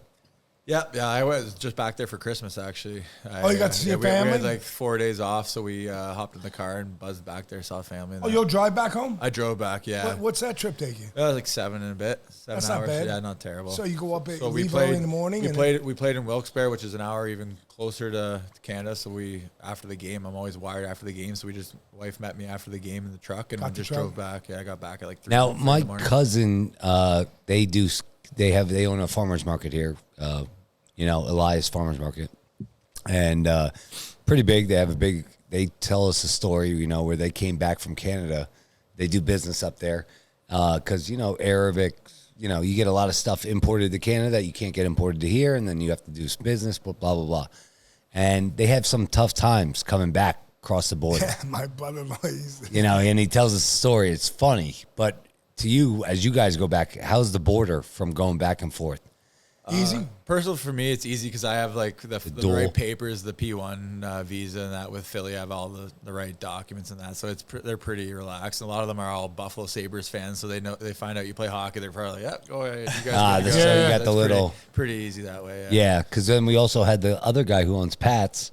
That's right, Yanni. Oh, he had a great story about coming. Well, he came through illegally. He came through illegally through Canada. Through the train. Underground train station. He talked about the whole story, how he ran from Canada through to the other side, and he got through. He got stopped at a McDonald's in Canada, right? Went under the train tracks through a tunnel and went and met someone in Michigan. Yeah, and on the other side. On the other side. I actually have a funny story. I was crossing the border. When I was young, I was playing in Cincinnati for a year, and we were coming home for Christmas. Two other guys were from Toronto, and one guy was driving. And I hopped in with them. So we're driving back. We're at the border in Windsor, Detroit there. And it's like the same thing after a game. We were driving back after the game. So it's like 2 in the morning. Kind of like it's like no one's on the road. It's quiet. Go to the border. We show our passports to the officer on the American side or whatever. Drive through the tunnel. Come to the Canadian side. It's just like a ghost town. Like there's no one there. It looked like no one's in the booth. So we just drove by the booth, whatever. Drove out. And then I could just hear yelling. I look behind me and all I see is probably 5 or 6 border guards running with their guns, like pointing at us. They're like, hey, you guys crossed illegally. They bang on the side of the car. They bring us back. They rip the guy's truck right apart, like go through everything. Holy shit. Buddy had his Christmas presents. They rip open all the Christmas presents. Oh, no. They're there. They think we're like legally coming in. And then the guy comes out. He's like, they're all Canadian. they're like, what are you guys doing? We're like, we showed our passports on the other side, and we didn't see anyone. We just didn't know, and they lost it on us. They're like, I remember turning around. They all have their guns running after us, telling us to stop. And I'm like, holy! I'm like, thank God I'm not driving. Holy shit! Yeah. Now, how would you both, for Mike and you, because you know, Mike, you're what Canadian lifestyle? What would you say the biggest differences between the U.S. lifestyle and the Canadians' lifestyle is? Honestly, tough to say. Like, I don't know. Like, I've been living in the States now for so long. So like, it's probably different for me. Like, I go back for a couple months in the summer, but that's about it. That's about You're it. more U.S. now. Yeah. Mike, do you notice any difference? Couple observations. So if you think about Canada, it's a much more urban country. Like about 65% of Canadians live in a big city. The same number in the U.S. is about 53%. So there's a greater kind of suburban rural component to the U.S., which explains a lot of the attitude and perspective differences. But for me, I was talking with Garrett at the break. I mean, America is, in my view, it's a great country. Canada's a good country. And I've traveled to quite a number of countries, and so I feel really lucky. I'm really proud when I say I'm from Canada, but I chose to live in this country, and I knew from the time I was a kid I was going to end up here. And if I was saying, if you're exceptional in any way, him more than me, believe me, exceptional talent, athlete. If you're a doctor, a leader, and if you're a comedian, Jim Carrey, like every talented person. Yeah. And it's not true. Like the U.S. attracts not just Canadians, but people from everywhere around the world. Yes. And there's a reason. There's only one United States. I mean, so that's a good statement to say. And it kind of, I know we're talking about hockey, and we're honored to have you here. But, you know, in the current times, you know, what you see spoken about, you know, when incoming President Trump is talking to former, now Trudeau's done, right? Yeah. He resigned. Yeah. What do you think the perspective of the Canadian people when the conversation is, hey, become part of America, or become that? Do you think that's actually something of serious talk when you go up there? Or do you think it's just conversation? Yeah, just like conversation. I feel like a lot of, like, even when I go back home and just like hearing like even my sister and some of them, they don't really know, I feel like, a whole lot that's going on. Like they're pretty blinded by what like really. So it's just optics right now. It's just optical Pretty much perspective. whatever media they're seeing, and that is kind of like your judgment comes from that. Controlled by what they are. What they yes, see, I controlled by what they are. Yeah. Right. Would you say the overall Canadian people, though, are happy that this man is stepping down? Oh yeah. Yes. Yeah, for sure. And let's just for some historical perspective. So Trudeau has been in power for about 10 years. Yeah. You got to give the guy props. I mean, 10 years to be a leader of a G7 country. The guy before him, for the other party, Conservative Party, was there 10 years. The guy before him, Liberal Party, same as Trudeau's party, 10 years. And so the next guy that will be the prime minister, his name is Pierre Poilievre. Yes. Conservative Party. The election has to be called by October. Even he came out and said, under no circumstances is Canada ever interested in becoming the 51st state. And he's got to say that. His job is Canada first. Of course. His job is to run Canada, so he's saying the right thing. But Canadians are quite rightly proud to be Canadian. Understood, yeah. I'm proud to be Canadian, and I'm extra proud to have made myself an American, if that makes sense. 100%. Yes. Because you just did better for yourself and your family. Right. Unequivocally. Like compensation, like where I've gone to in my industry, I never could have achieved it in Canada. Now, again, we're not trying to, it's just conversation. We're at a podcast. Yeah, go ahead. If you need that. If you want another cigar, grab another cigar. Go ahead, light it up. Thanks, buddy. In general, you know, when you talk about it, we're talking about it. Trump says, you know, we don't need military. What we could do is use economic war, you know, where we basically support Canada. Now we eliminate that. Now we make them want to be our, you know, when you hear that kind of stuff as a Canadian, what does that, is there truth to that? Is there, you know, because we don't know. We're just seeing Trump saying that at Mar-a-Lago. We don't know the details. But as a Canadian, you see him on the fucking TV saying, listen, if I shut this off, if I stop this, we support 70% of fucking Canadians' money. Is that above the conversation that's had over there? I'm just curious, like, is that above the conversation that's had in Canada? Like, nobody's realizing these factors, or are these factors of concern, or? They are. I think most Canadians realize it's saber rattling. You know, Trump is trying to. That's who he is. It's who he is. It's what he does. He knows how to do it. He shakes. He did a great thing for the country. Got Trudeau to step down. Yeah. And I will say, even for even among my strongly liberal friends and relatives, even they were glad to see Trudeau go. But again, there was a point where they loved the first several years, and then they got, after 10 got a years, little weird. Well, what happened was the power of the Canadian dollar per se just plummeted. It was like 60% less worth than what it's worth. Yeah. So what the fuck? What do you know, you're paying 60 times, well, not 60 times, but the depreciation of that value of that dollar, nothing is worth what it's worth anymore. To a degree, right? If you want to travel to the U.S. In Canada, the Canadian dollar is fairly strong if you're a Canadian wanting to buy Canadian goods. But back to the point around this, the 51st state and controlling Canada. Canada's a strong, self-reliant nation. It's got tons of resources. Sure. Especially where I'm from, out west. There's like liquid gold, as Trump would put it, for hundreds of years. But what Trump is talking about, and this is where I'm really I'm really intrigued because I'm an American taxpayer, where Canada and other NATO countries get a free ride. The price of admission for NATO, if you want to sleep soundly under the protective blanket of American military might, like Canada does, right? If you think there was a terrorist or nuclear attack on Canada, America's the one taking care of it. Absolutely, because Canada's got like 1.5 submarines or something. Same thing with Mexico. Right. And the price of admission is 2% of GDP. It's not 2% of the U.S.'s GDP. It's Canada. We want 2% of your GDP. And they've never done that. It's like they're paying 1%. So Trump is saying, like there was that famous image when he first became president. He went over to Europe and, all the leaders were trying to talk to him. And he was like looking at this. Yeah. It was a negotiating tactic. And I frankly. 100%. And I'm like, absolutely. Poland is finally paying their 2%. That's a very good point. Most countries do not pay their, the U.S. is still paying the vast majority of the bill because 2% of our GDP is massive. 2% of Canadian GDP is nothing, and they're not paying that. So I think that is. So that's basically what he's saying. Like he's trying to put us to the rest of the world. Put a lot of sense on it. That's actually a very brilliant way to converse here. That's pay your way. Pay your way. If Canada's doing it, the rest of the fucking NATO countries can do it. Right. And they should start doing it. Let's say one thing, though. We did bring Mike on here to talk some hockey with.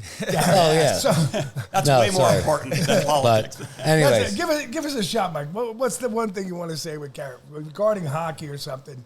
Roll us into something here. Well, okay. We're putting the floor on you right now. Back to hockey. So first of all, this guy's not only an enforcer. This guy is a skilled enforcer. Appreciate that. So it's a rare breed. A guy who can they had this thing. I'll introduce these guys. I don't think you talked about. So there's this thing called the Gordie Howe hat trick.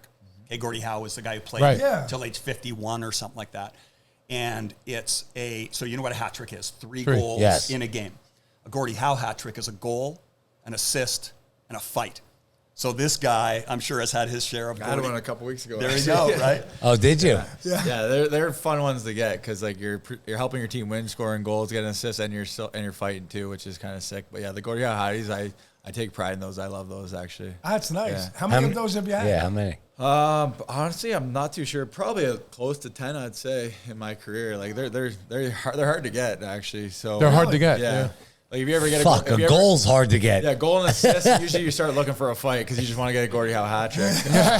But I know the guy who leads the NHL all time in Gordie Howe hat tricks is Rick Tocchet. He was assistant coach for the Pittsburgh Penguins when I was there, and he was pretty proud of that stat, being the leader in Gordie Howe hat tricks. Yeah. Nice. It kind of shows you can play and you can fight. Too. Yeah, is that mostly like an underlying, in every sport, there's an underlying like goal? Is that one of those things like in football, there's an underlying thing. Like if you do this, you're fucking recognized. Even though you're not recognized on a national level, you're recognized within your peers and your organization. Yeah, you get a Gordie, it's like automatic respect from some guys, like because they're so hard to get and they don't happen very often. So that's fucking cool. When you get those, you're pretty proud of those. Who did Gordie Howe play for? Red Wings. Detroit Red Wings, and then later in career, Hartford Whalers. Wow, pretty Hartford Whalers. Pretty sure. Yeah, the Hartford Whalers. Yeah. Hartford Whalers, yeah. Oh my word! But I got to tell you, so it is compelling, and so I'm the running joke is I'm the hockey fanatic trapped in a basketball player's body. I still play though once or twice a week, so I play in a beer league. Mm-hmm. But there is something like I played at a high enough level as a kid and as a youth before I realized I was not good enough to make it to the big show. When you're playing against guys who are skilled and tough, there's no doubt you skate into that corner. It's a pretty small, it's like, skating into an elevator, like, oh shit, this guy's behind me, and you're going to get crunched into the boards. So, if I'm not to interrupt, but height's not something that is an attribute for hockey. I feel like it used to be, like back in the day, you did want big, tall, like defensemen that were that were mean, Now the game's slowly becoming more like you got to be able to skate and make plays where like the big slow D are getting burnt wide in that now, so it's kind of going away from that a little bit. So they change it up. They're changing it up, but back in the day, like that was the recipe for a Stanley Cup defending team. It's like a big, strong big D, and then like a 6'5" guy. Yeah, really. Yeah, but it's changing. Back to that corner hit though. You guys probably both took it. How is the glass forgiving? Some rinks, it gives a little bit. Some are like older buildings. Is it fucking hurt? Yeah, it's gotta hurt. You get sometimes, like if you get like the dasher board, like where the glass, right on the nip, on the hip pointer and stuff like that. Those hurt a bit, but it's not too bad as long as you're dishing them out. You can get crunched. Well, your adrenaline's going, so it's you don't not feel much till like after the next day you wake up in the morning, you're like, holy shit, that was a tough game because you can feel it, but. But you guys are playing how many games in a week usually? Like probably 3 to 4. Oh, you are? I think for the month of January, we have 13, 14 games this month. Really? Wow. And that's the difference between the NHL and the AHL. The NHL, it's like game, day off, game, practice day, game. Like they play every other game. Where the AHL, it's like we can go like no game Monday to Thursday, and we play Friday, Saturday, Sunday, 3 games in a row. Like you get to that. Sunday, I guess you're right. Game, you do a 3-3. Like we have a 3-3 coming up Friday, and you're traveling. Who are you playing against? We play Hartford at home this Friday. And okay. Right after the game, we'll hop on the bus. We'll bus to Hartford 4 hours or so. Play Hartford Saturday. Hop on the bus after that game. Play Bridgeport Sunday at 5 o'clock. So when you hop on the bus to Hartford, okay, you guys are sleeping on the bus. Check in the hotel. The game's that night then. So we'll play Friday. Like, this is like a different one. So we're playing at home Friday. So we'll hop on the bus. Because usually, if we have a game Friday on the road, we'll go Thursday the day before. Oh, we'll practice. We'll hop on the bus. Yeah. Go day before. Go grab dinner. Go whatever. Go to bed. Wake up the next day. Play the game on the road. But since we're playing at home first on Friday, it's like we're playing on home first on Friday, and then we hop on the bus and then get to Hartford. So that we're not sleeping on the bus. Like some guys will be chilling, but like. But then, like, you'll get to Hartford, let's say, like 1, 2 in the morning. We'll you check it, but that game is until Saturday night. So you have your chill time. You can get your rest. Have like a morning skate or just a morning like workout or whatever, and then play Saturday. Then we'll hop on the bus, and then we play again Sunday, and like that. Sunday evening. Yeah, like 3 or 3s. We only have probably like 5 or 6 of them now a year. Like that sounds hard. They're trying to get them out of the league like all together, but it's just like the AHL. It's just like. They want their weekend games for ticket sales and all that. The owners want the weekend That's games. Where the players, that's where the fans are coming. Whereas like the NHL, they can have a Tuesday game and they're going to fill the crowd still. It's like the AHL, it's like they need the weekends. So you hear all these stories with like NBA, NFL. These NFL is different. You got week games. Some not anymore. I mean, some guys are playing every 4 days. You get a stretch and then you have 10 days off. NBA, you're playing. MLB, you're playing. You always hear the stories of guys drinking, right? Do you guys go out?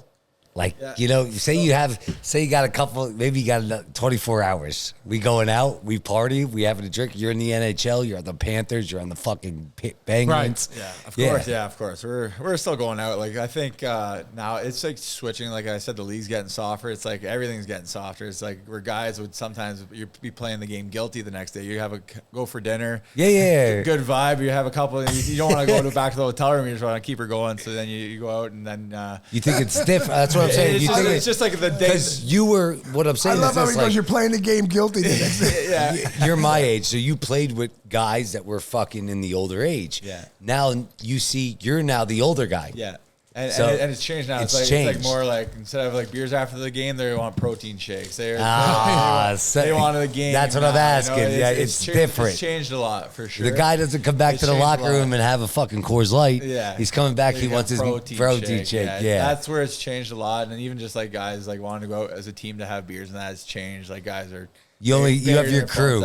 You probably have a crew and it's getting smaller and smaller every year. Because you're getting older and older. And that's the thing there too. Why it's getting smaller is because these kids nowadays they're so focused on hockey. It's all they've been doing their whole life, and now it's just like they want to get to the next level. It's just like you can't go out and be playing guilty because you can't keep up with these kids anymore. Like you have to actually like get some sleep and stuff like that. Like where back in the day, everyone was doing it, so it kind of evened it all out, right? So let me ask you a question. As part of your workout, like, are you guys in a weight room? Yeah, we'll have a workout every day, pretty much. Like on practice days, we'll come in. There'll be like probably 8 to 10 exercises, 3 sets of it, and then you do the workout, and then you have practice, and then you're done for the day. And then staying in shape off season, like what are you running? What do you do? Yeah, you're working out a lot more in the off season. It feels like because you're like you take like a month off at the end of the year, and then July, August, you start ramping it up a bit, and it's pretty much Monday to Friday. Are you doing that on your own, or are you coming in with the team? Yeah, no, like you're on your own. Like everyone goes back to their own house. Go back to Ontario in the summers. Guys go back to Sweden, wherever they're from, kind of thing, and do their own thing, and then you kind of come like probably. You have a house up where I have a house in Ontario that I go back to. Parents just watch over. Yeah, and there's other hockey guys that play for different teams. They all come back to Barrie, and then we'll have like do some pickup games and stuff like that. We have bodies that like other guys that play in the different AHL teams and that. They all how's your wife deal with all this? Like, you know, because you're traveling a lot. Yeah, she's been unreal. She's Canadian or American? She's Canadian. Okay. Yeah, so she's been great with me. She's lived with me probably of my 14 years pro, probably at least 6 or 7 of them. Okay. Now. Like when I was young, it was like there's a lot. You never knew where you're gonna be. Like you get called up, sent down. Like you never be. Yeah, it's tough life, man. But now the last few years, I've kind of had like pretty set here, so I've been called up in that. So she's come live with me. We have our kid now, and she kills it. Like it's been good. It's probably definitely hard on her where I'm on the road and that, and I get my breaks and that. But you know, it's tough to go with that. Even when you came to fucking Allentown. Yeah. What the fuck was your first thoughts of that? Like, hey, I'm in Allentown. I came during COVID, so I came. You came here during COVID? COVID was my first year here. Oh, that had to fucking suck. So, like, yeah. Because this place was fucking a ghost zone. I lived right downtown, and yeah, there wasn't much going on for sure. Where'd they have you staying? In a hotel? Or? I just had an apartment downtown, one of those new apartments there, my first year, and all the boys everyone lived downtown, so it's like you just hung out with all the boys the whole time, so it was good. Yeah, but I lived in Wilkes before that. So so you go to Wilkes-Barre. If you go to Wilkes-Barre, this is a step up from. It's like going from Allentown to Philly. Yeah, basically, it's a lot better than that. But no, but there a lot of guys all have girlfriends at now. So like when we go on the road, the girlfriends all hang out and that, the wives hang out. So it's good. That's cool though, you guys. Do your wives follow you on the road, or they stay? No, they stay here the whole time. Yeah. Yeah, they enjoy this area though. Now that you're here, and you've become, it's almost like second home. Like I say, the Lehigh Valley. It's one of those places people always talk about. It sucks you in. Yeah, and one of the things about Lehigh, it's like our facility, like our rink and room is probably the top in the league. Like that helps a lot. Like you're in the dog days of the winter and you're coming to the rink like game 40, game 50 of the year. You're coming to a nice rink. It feels good. Good facilities. Good facility. Our room is like nationally groomed. Like we have an unreal room. Yeah, you guys have a great arena there. Our rink is unreal. Like when I played in Wilkes, it's like middle of January. It's like 20 degrees outside like it is now, and you're coming to a shitty like rink. You're just like, holy fuck, this is a grind a little bit. But coming to a nice rink definitely helps a lot. Fuck yeah, because then you got the support from the community. Right. Yeah. I mean, listen, it's crazy. Iron Pigs, when they first started, that was big. You know, I hope it gets going again, but not much anymore. The Phantoms, though, I love taking. As you saw, my son came up here to get you to sign his jersey. Yeah. He fucking was excited more than fucking. Yeah. I was like, he's like, Dad, he FaceTimed me when I was at work. I got my jersey on already. I'm ready. I'm like, all right, you know what I mean? That's just how it is here. I think it's cool. I think the Lehigh Valley is a lot different than other areas for smaller leagues. I agree. Because you have the community involved. Yeah. I gotta say, we say Lehigh Valley. So you say you came in COVID. Mm-hmm. So right before COVID hit, you have the Saturday to Saturday, and then COVID went down on that Tuesday, shut down. Mm-hmm. So the Saturday there was like some kind of Disney show or something. There got my grandson Joey. Disney on Ice. Something like. So we're there on a Saturday after went there. Then that Thursday was a Kiss concert with the guy from the guy with leads, David Lee Roth. So we see that. Then there was a Harlem Globetrotters thing. And then we were at a hockey game in the Coca-Cola box. Yeah. And the next day, we're over there having a good time. And next thing you know, Tuesday it shut down. Everything shut down, yeah. And then it was shut down for a while. Like it was. And I remember it came out. I was like, if you've been around a lot of people, you have to do this. I was like, I wasn't around a lot of people. Did you? Wasn't that crazy? What the hell are they talking about? That was Did crazy you time. play in games in the arenas with no one in there? Yeah, like there were just cardboard cutouts. There's like fake fans. Like there would be cardboard I cutouts saw of that. our, like in Lehigh, we had the cardboard cutouts of like our players' faces. That's what was. In I the remember seats that. tonight. Yes, I remember that. And it would be empty. Yeah, like and then some. Like, we would play because we'd only play 3 teams that COVID year when we first came back. You'd only play 3 teams. We weren't even playing for the cup. Like it was like the league was like barely running, and. We'd be playing the New Jersey's team. They're just playing out of New Jersey Devils practice rink, so whatever. And then that's the funny thing. Back to the fighting. It's like one time in one of those games, I'm fighting. It's like pretty much an exhibition game. I'm fighting in a practice ring. I'm like in the box after. I'm like, why am I fighting in a practice rink right now? Like in front of cardboard. What am I doing here? Yeah. In front of nothing. Yeah, like what's going on? Yeah. And during that time when you're in that league, you know, that's tough, huh? Yeah, it's tough because you're like the year started in February again, so it's just February to May or whatever it was, and you're just playing 20 games, and it's like you're not even playing for anything. So you're like, at the end of the day, you're like, what are we doing? What are we doing here? You're getting paid a little bit, but not at the full salary. Not the full, yeah. Kind of thing. But it was nice because like you were off for probably 6 because like when COVID hit, like we're not working at all anymore, and so like we were laid off from March till February, pretty much a full year. We didn't get a paycheck. So. Wow. Serious? So you went back up to Ontario? I was just Ontario the whole time. Yeah. Just stayed up there? Yeah. So being in a small town, I'm sure it wasn't as extreme as it was in a lot of places. Yeah, it was, but it was still like there'd be. I remember when I came back across the border from the States, and there were like people coming to knock on your door to make sure you're in your house and stuff like that. Is that right? Yeah. When you first crossed the border back, because you're supposed to, when you came back from the States. You're supposed to be in your house for 7 days or 14 days or something like that when you came back. Yeah, Canada was... And there was a guy that actually came and knocked on my door and made sure I was there. But remember, that was because of science. Yeah. That's why you had to do that. Yeah. Oh, we all know that's fucking wrong now. So we cleared that up pretty fucking fast. It was pretty fucking easy to clear that one up. But as you go through it, now when you go to you're at the Penguins... You're with Sidney Crosby. You're at that. They just won fucking two Stanley Cups back to back. Now you're there. You're there for what, about a year, and then you come to the Phantoms, or you go to Wilkes. Excuse me, you go to Wilkes, correct? So I was there so I was in Pittsburgh. So I was in Wilkes, whatever, and then I finally made it to the NHL. I had a full year. I was up in the NHL that one full year. year. Yeah. And how was that full year? It was unreal. Like it was the best. Like I'm like with guys like Sidney Crosby, Evgeny Malkin, Phil Kessel, like yes, just like like legends, like guys that are going to be in the Hall of Fame and stuff like that. Like it was cool just see them every day and be a part. Like you finally felt like I made it, and then whatever we lost in the first round of the playoffs to the Islanders, and then that next year I was like, because you're always trying to get a one-way deal, so I was hoping to re-sign back in Pitt. Like I loved it there. I had a pretty good year. Like I thought I was going to be back there, and then Toronto, the Maple Leafs, the 1 year I went to Toronto was because they offered me a one-way deal, and so I signed the one-way deal and left Pittsburgh. Went to Toronto for a year, blew my hamstring out 2 days before training camp. So then, so I didn't even really get to a good fair shake there, and then I just kind of got buried in the AHL, and then played the year in Toronto, and then that's when COVID hit. When I was in Toronto with the Marlies in the AHL, happened in March. COVID shut down the whole year, and then I was off for like a year, and then holy shit. And then after that, that's when I came to. What would you say was one of the worst injuries you've had? That one, I separated my shoulder. I actually got buried from behind. When I was in Wilkes-Barre, Sam Moran, who's the player development guy in Lehigh Valley now. Okay. I was going for a puck at the red line. He just cross-checks me from behind, and I just go into the boards, like right where the ice and the boards meet, and separate my shoulder. AC joint? AC joint. It's the worst. Yeah. I had that. Out for like 8 weeks. Didn't need surgery on it. They just rehabbed it. And then, you didn't take a cortisone shot? First came back, fought Moran, the guy who cross-checked me from behind. Oh, really? Yeah. Good for you. Didn't take 8 weeks I was rehabbing. I'm like, I'm going to kill They don't do guy. cortisone? Yeah, but they don't do cortisone shots? I didn't get a cortisone shot on that. No, they just rehab. Because I separated my AC joint. And some guys got a lot of I just took my cortisone shot and I fucking played the next week.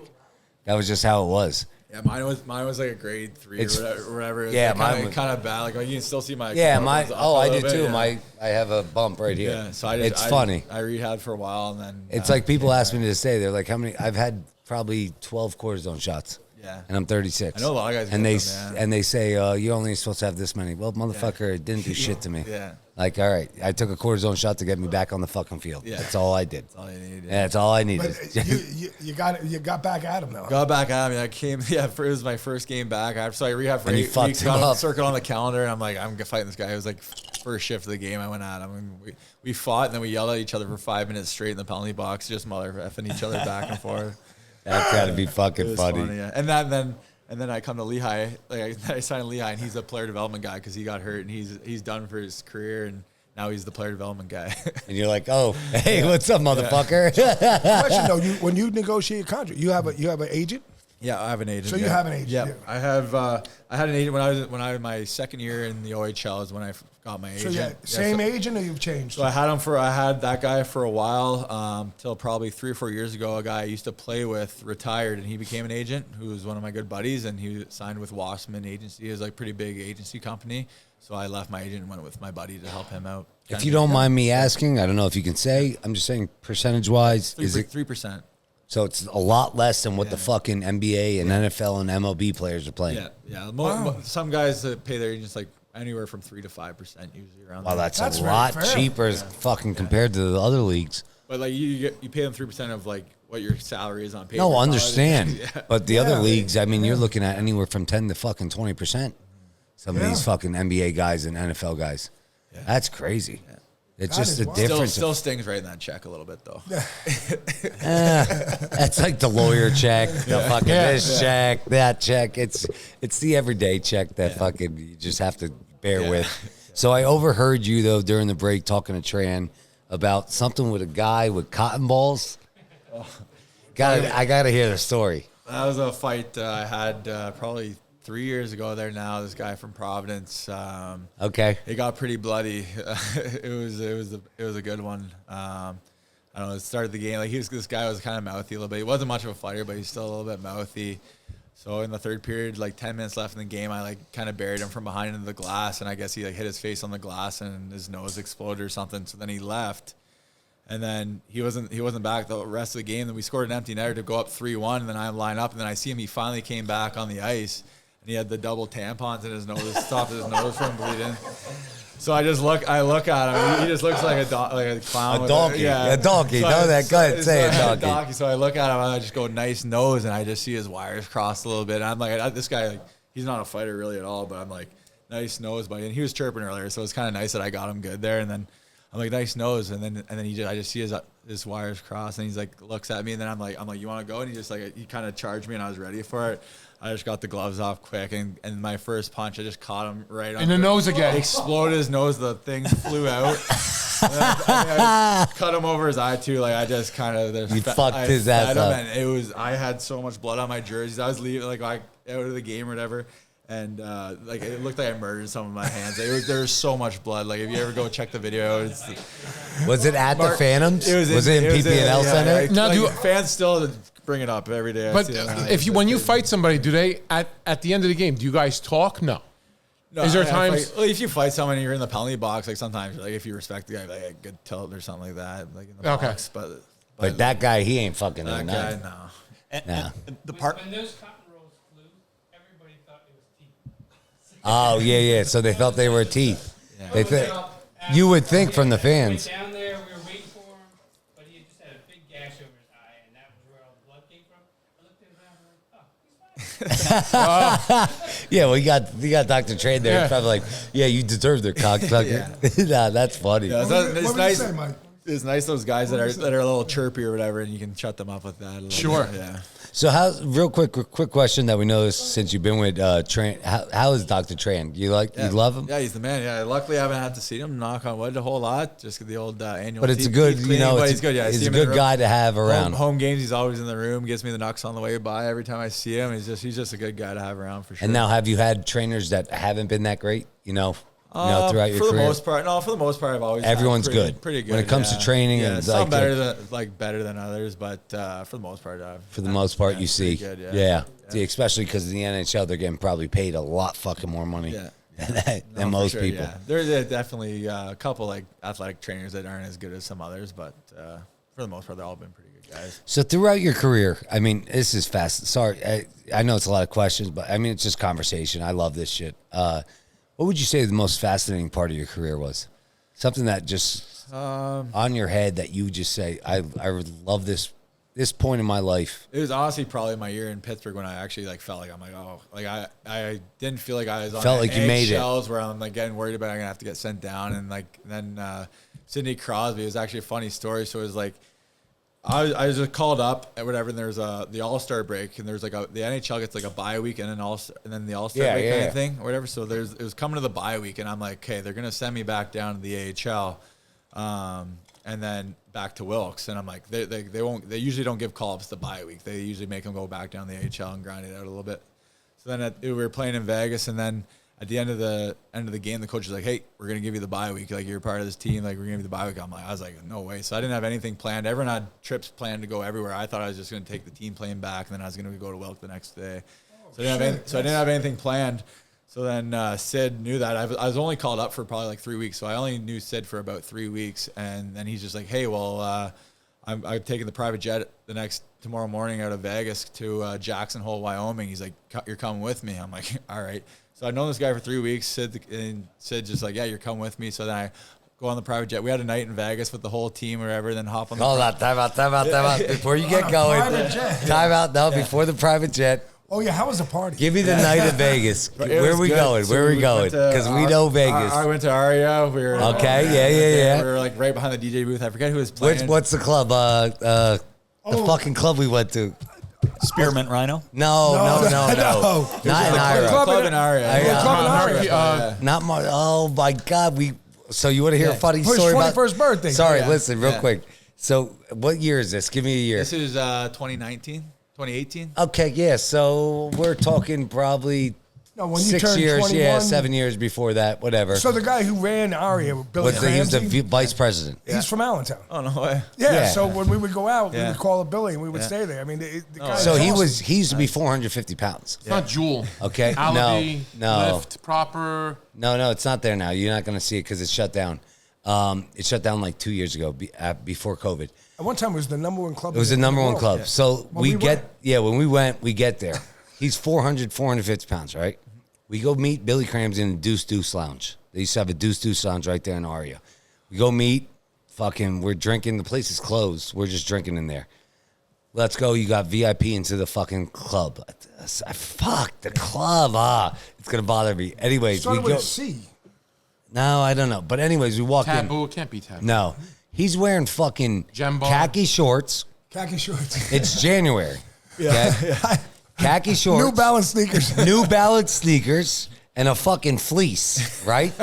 And we walk in with Billy, the VP of Aria, through the fucking hour wait line, right? And the bouncer's like, yo. And Billy's like, he's good. Well, there's no sneakers or no shorts allowed. He's fucking good. You're going to tell 450-pound man he's not good? Yeah, he's Bill, good. When you were there, you would always say to people, well, Billy said, and everybody knew him as Billy. So it was like the craziest thing. I was like, does this really work? And it really did. It worked everywhere. I mean, we had he would never let you pay. Never. Like, I always, actually, I got to put, last time I went out there, he's at the place downtown. Is it on? No, he's at Circa now. He's the VP at Circa. Sure, that's the adult place downtown. Yeah, the adult only. When that opened up, I heard he moved. So then I reached out to him and says, hey, I'm coming down there. Got us there. Again. I go to check out.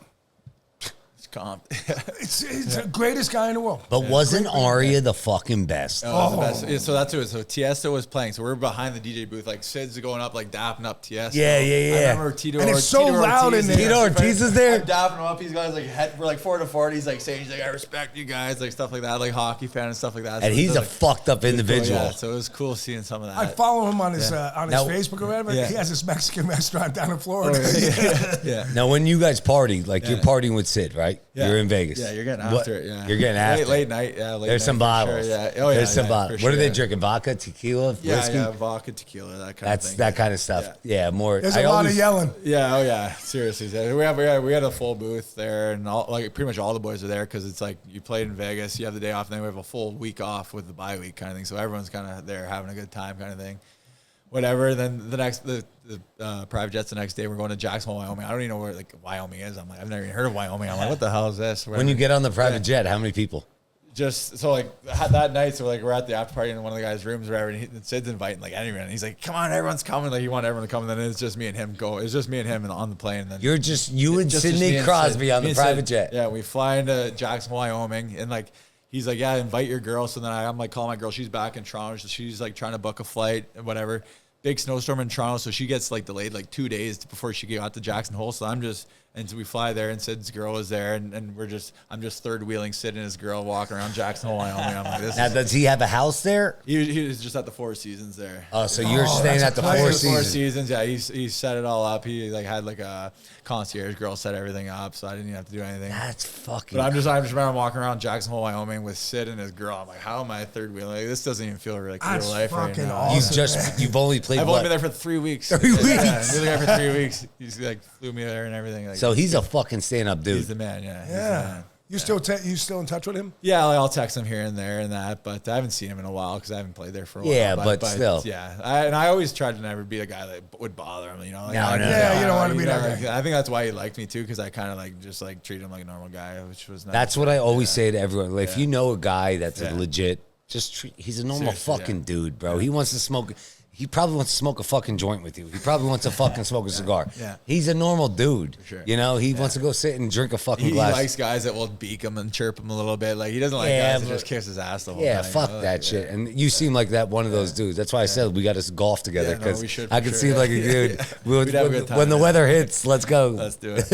But that's fuck. So you go from Jackson, your wife comes? Yeah, she eventually meets us there. We're there for like few days, and then we fly back to Pittsburgh and get back to the season. Wow. But, yeah, it was cool. That's probably one of the best experiences of your life. That's got to be one of the top. It was just funny because I had nothing planned, and then I'm like, I thought I was going to get sent back down to the AHL, and then after the game, they're like, oh, no, you're staying up with us. You get the bye week, and then I had nothing planned. Sid's just like, no, you're coming with me. So it was just like cool to see like a guy like that just take respect care you. of that. Respect a young guy coming into the game. Yeah. You know, and that's something that carries on for you. Yeah. So like even guys, even though you're at the Phantoms, people will come up. You know, you respect that's the what guy. Yeah, I try to take care of all the young guys too and just show them the way. Are you the oldest guy on the team? Yeah. So yeah, I'm oldest by a couple of years, and then but like I said, the AHL, it's getting so young now. It's like turned into a complete development league where like it used to be like where teams would want to win in that, but in the AHL there's a vet rule. You're only allowed 6 vets on each team, like to dress. You can have more, but only 6 are allowed to dress each game, kind of thing. And a vet is like 250 or 300 games pro. So you get to become you gotta limit it. Yeah, and then that's when there's no room for the vets, that's when like older guys start heading overseas to start playing because there's no room for them. Now, is the money overseas a lot similar? It's pretty close. Yeah, pretty close. Compared to like basketball? Tax free, which is nice. That helps a lot. And then they pay for like your apartment and car over there. So yeah. But some leagues more than others. Have you ever gotten asked to go overseas? I almost did the COVID year. Like, so after that year in Toronto when the COVID hit and everything was gone, so then Europe was still playing. So I almost went over there, but then I didn't end up going through. I almost went to Vienna, Austria to play, but then I ended up getting the deal here in Lehigh. So. Question for you, though. Do you regret, or did you give time, when you were in Pittsburgh that year, and you always were looking for that one-off year? Did you feel you jumped it too fast to go to Toronto? I think so, yeah. Just the way and everything you would have worked stayed out. at Pittsburgh? I think it's funny you say that because like then the next year in Pittsburgh they had a bunch of forward injuries. So like if I would have stayed in Pittsburgh, I would have been up there like the whole time anyways on my two-way deal. But I would have been making my NHL money. I would have been up there because they had so many injuries at forward. It's just like I should have stayed. It's like. What if I may ask, did your agent say, hey, take this deal? Or well, did you even approach Pittsburgh at all? Or? Yeah, I approached Pittsburgh. They were only offering a 2-way, and then Toronto was offering a 1-way. So I'm like, I've been trying to get a 1-way my whole life, and I'm like, it's Toronto, like my hometown team. Growing up, I was a Toronto Maple Leafs fan, so I'm like, I thought it was going to be a good 1-way fit. meaning you just stay up in the league? Well, yeah, and then if they do send you down the AHL, you're still making your NHL money. Okay. Yeah. All right, I got you. And then the 2-way, what's the difference? 2-way, you get sent down to the AHL. You're making NHL both salary until you go back up to the NHL. You're making NHL. NHL salary. I got you. So you're trying to consider. So I was trying my whole career to get like 1-way. Because you get a 1-way, you're getting paid NHL money. Doesn't matter where. And then you got fucked. Then I got hurt before training camp, so I didn't really even get to have like training camp. It's just a shit situation. But looking back on it, I should have stayed in Pitt. Yeah, well, we all say that. You know, looking you back. You still have a great career. You know, still doing it. Yeah. No and you got a beautiful family. Yeah. You got nothing. You got nothing to worry about, man. You're fucking. Hockey's been great to me. Your stories are fucking great. Everything about it has been great. How much more do you think you got in the tank? Honestly, like I'm still feeling pretty good. Like I think you look great. Yeah, thank you. I feel like I could play. I'm turning 34 in March, and then I think probably I got at least 3 or 4 more years and. Good for you. Good for you. Well, fuck. When I walked out here, I thought you were fucking George Kittle. Jesus Christ. Jesus Christ. I was like, who the fuck's this guy?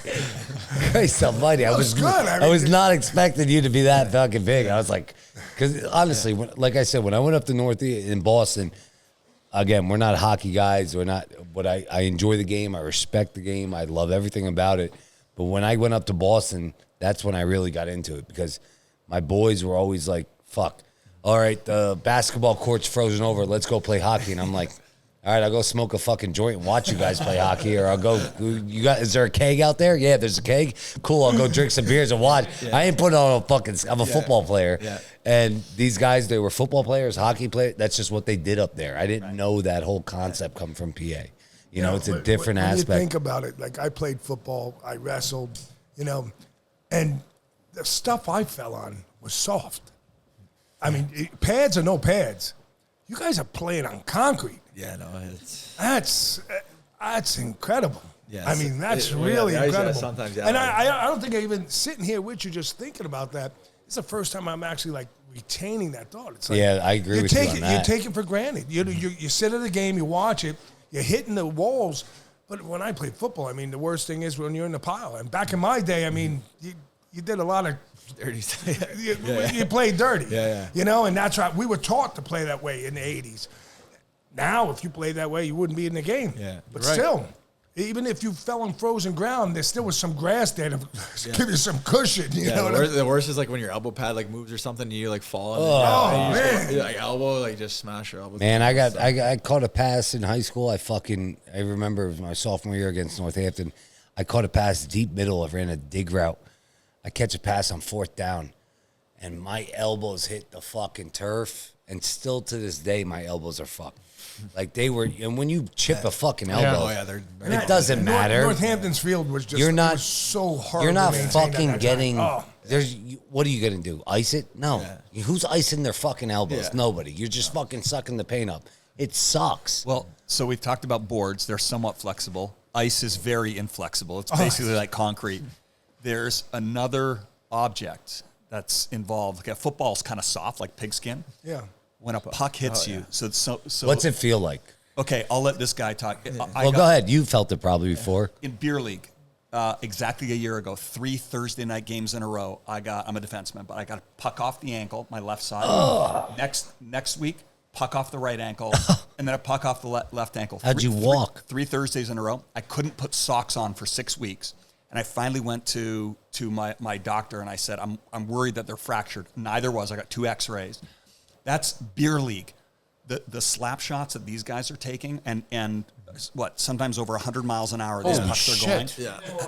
Talk about how often, like either ankle injuries or shins, if it gets you where the pad is not. Like when you block a shot and gets in the pad, you're like, thank God. Like you got lucky, but like you'll get them off the laces. Like you're going out to the D. Like they want the forward to block the D man shot, and he's shooting it, hits you in the laces, hits you in the side of the foot. The foot and ankles are the worst. Like they kill. You pretty much don't want to take your skate. You want to go home with your skate on. What's it feel like? You don't want to take it off. Like I don't even know how to describe it. Like it's just 2x4 hitting you. Like right someone in the just slashing you with a metal pole into the ankle. Like, oh my God! It's like hard. Hey my God! So when you get hit with your skate, getting hit in the face and breaking their jaws. guys got pucks like ramp up their stick, boom, teeth, boom, jaw, like straight shots to the jaw. Has that ever happened to you? I've got like pucks in the face, like just like deflected in that, but I haven't got like a straight slap shot to the face or anything like that. Have you? Some of your players you played with have probably. Yeah, I could not imagine the pain. And the puck is like frozen. And you keep going. And you're going to block you shots. keep playing. Think a guy like 10 feet from you, he's winding up. You know he's gonna shoot it, and you're in the lane. You're just like waiting for it to hit you. You got nothing. Yeah, you're like in one. But yeah, I've seen some bad ones like off the face and that, like broken jaws and stuff. That's got to be. Yeah, you just keep going. You just keep going. Yeah, you're still on the ice unless the next team comes in. Yeah, or you just there's like no forgiveness. Crawl to the bench. Yeah. Some guys get hit and then they're in their zone where they can't get to the bench, so then they're just like dying, and then the other team's still just passing around. You're just trying to battle to stay and to take anything away. Just to get wherever you can just get the puck out of your zone so you can get to the bench. Wow. Oh my God. I think that your sport has to have a different mentality than every other sport. I think the mentality to be a hockey player is a lot tougher than the mentality to be a football player, a wrestler. 100%. Well, I remember like when I was young coming in, when I 100%. wasn't like a really like a big fighter yet, like I kind of like grew into the fighting role because I knew I had to do it to stay around. Like when I was young and there were still some of these like really big savages in the league, I'd be like, my pregame nap, I'd be like, oh my God, I got to play against this guy tonight. Like I was like nervous to play like some games and that, like you're thinking about it in your head. Like, yeah. And that's what the old enforcers back in the day used to say. Like they wouldn't even they couldn't even sleep for the pregame nap because they know they'd have to fight this guy tonight. Right. And like that happens even in this league a bit too. Like where it's like, you kind of like play these teams like Wilkes and Hershey like 12 times a year. And they each team kind of has a tough guy. And like, it's like, all right, I got to fight this guy tomorrow night kind of thing. Like you're thinking about it. Like it's shit's run through your head. Like it's like, it's well, mentally it's at the same time, they're probably those fucking guys are thinking about you. Yeah, 100%. They're thinking about you. They're like, oh, I got to go fucking face Garrett tomorrow. Oh, all right. Well, Garrett's going to fuck me up. We're like, now I'm like in the league where I'm like not really scared of anyone now. Like I'll you're fight, at that age now, but like back in the day when there were still some killers in the league, I'd be like, holy shit. Like I got this guy coming up tomorrow, or I got him for 3 days straight. You know, you got that, like you said, you playing them for fucking 3 times in a row. Right. Have you played teams 3 times in a row? Like early on, like you said, they kind of get away from now. But the 3 and 3s, it's usually the 3 and 3s, like home and home. Usually not 3 in a row, but at least 2 in a row. Yeah. Wow, that's fucking crazy, man. Now, as you go throughout life and you're doing all this, I mean, you got to say, did you think it would go any other way? Are you happy with it? Are you good with? Are you at a place in your life where you have your wife, you got a 2-year-old, you have a baby coming away? God bless. Hopefully, everything goes well with that. Are you at the point where you're like, you know what, this is what I'm supposed to be doing? Yeah, this is good. This is like what I like my whole, like once I started playing pro, I'm like, hey, I don't want to, like, I love it. Like I still like coming to the rink, love it. Like now I'm 34 years old. I'm like still hanging out with 20-year-olds. Like some of the shit pisses you off and that, but it's like so fun. You're getting paid to play hockey. Right. I have a little 2.5-year-old son, and like bringing him into the room after the games and seeing him run around that, like he loves, like he's obsessed with hockey. Like this kid, like it's all he talks about. It's like hilarious. Good for him. It's unreal. But bringing him in the room and that, it's like so cool seeing the boys, how they interact with him and that. It's cool stuff. And yeah, I love it. I'm going to try to play as long as I can because nice. I don't want to do another job. Honestly, just want to keep doing that. Probably when I'm done, I'll probably just try to become a coach or something. So that's another thing I was going to ask. A lot of people do that. Are you looking to get I'm into a guy that? that would probably stay in that because I still love like coming to the rink. Like I think I'd like being a coach. I see our assistant coaches and like head coaches, how they come to the rink and how they act and that. And like it seems like it'd be a fun job just to stay. It's a good fit for you. Yeah, come to the room. Yeah. Something you've done your whole life. Yeah. No, so why not? You know what the fuck you're talking about. Yeah. Exactly. And I know it's not a guarantee, but do you see yourself, staying in the Valley? Yeah. And what's your contract right now? So my contract's up this year, so I'm gonna probably try to. I want to resign back here. Resign. You enjoy it here. That's what I'm saying. You enjoy it here. I'd love to come back here, and then be here as long as be here as long as back here. And your wife enjoys it. Your family enjoys this area. Yeah. What is it?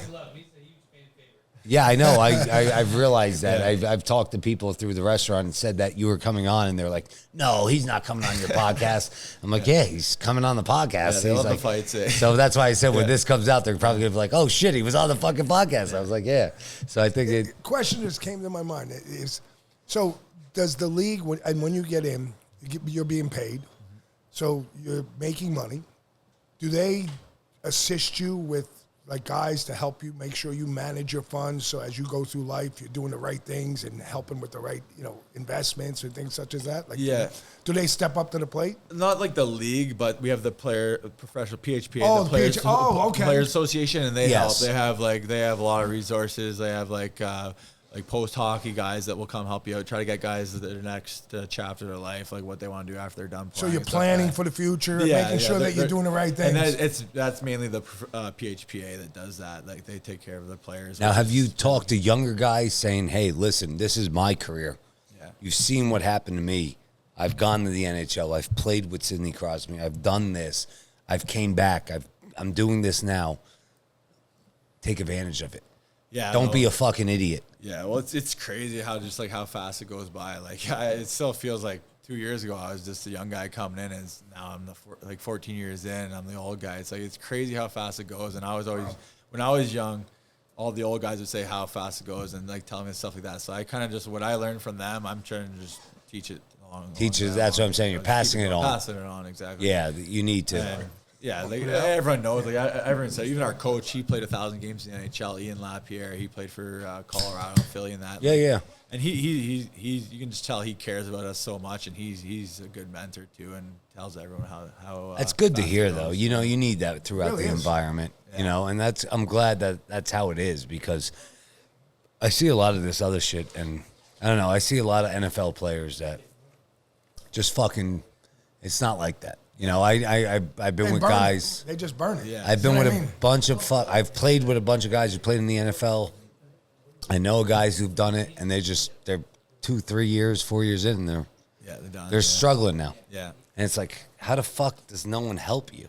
Like, how did you get to this? You were here, and now you got to that. You know, it's just always fascinating. Yeah, we were pretty lucky. Like I feel like every time, whenever I was in the AHL, that's what the AHL teams do. They usually try to sign guys kind of like myself, like older guys that've been around and know it, that will help the younger guys. Because if you're not helping the younger guys, then they don't want you. You'll be overseas playing if you want to still play hockey. Like the AHL keeps the guys that want to help the younger guys, help develop their prospects. Right. That's who they keep around. Plus, you guys have a big shit.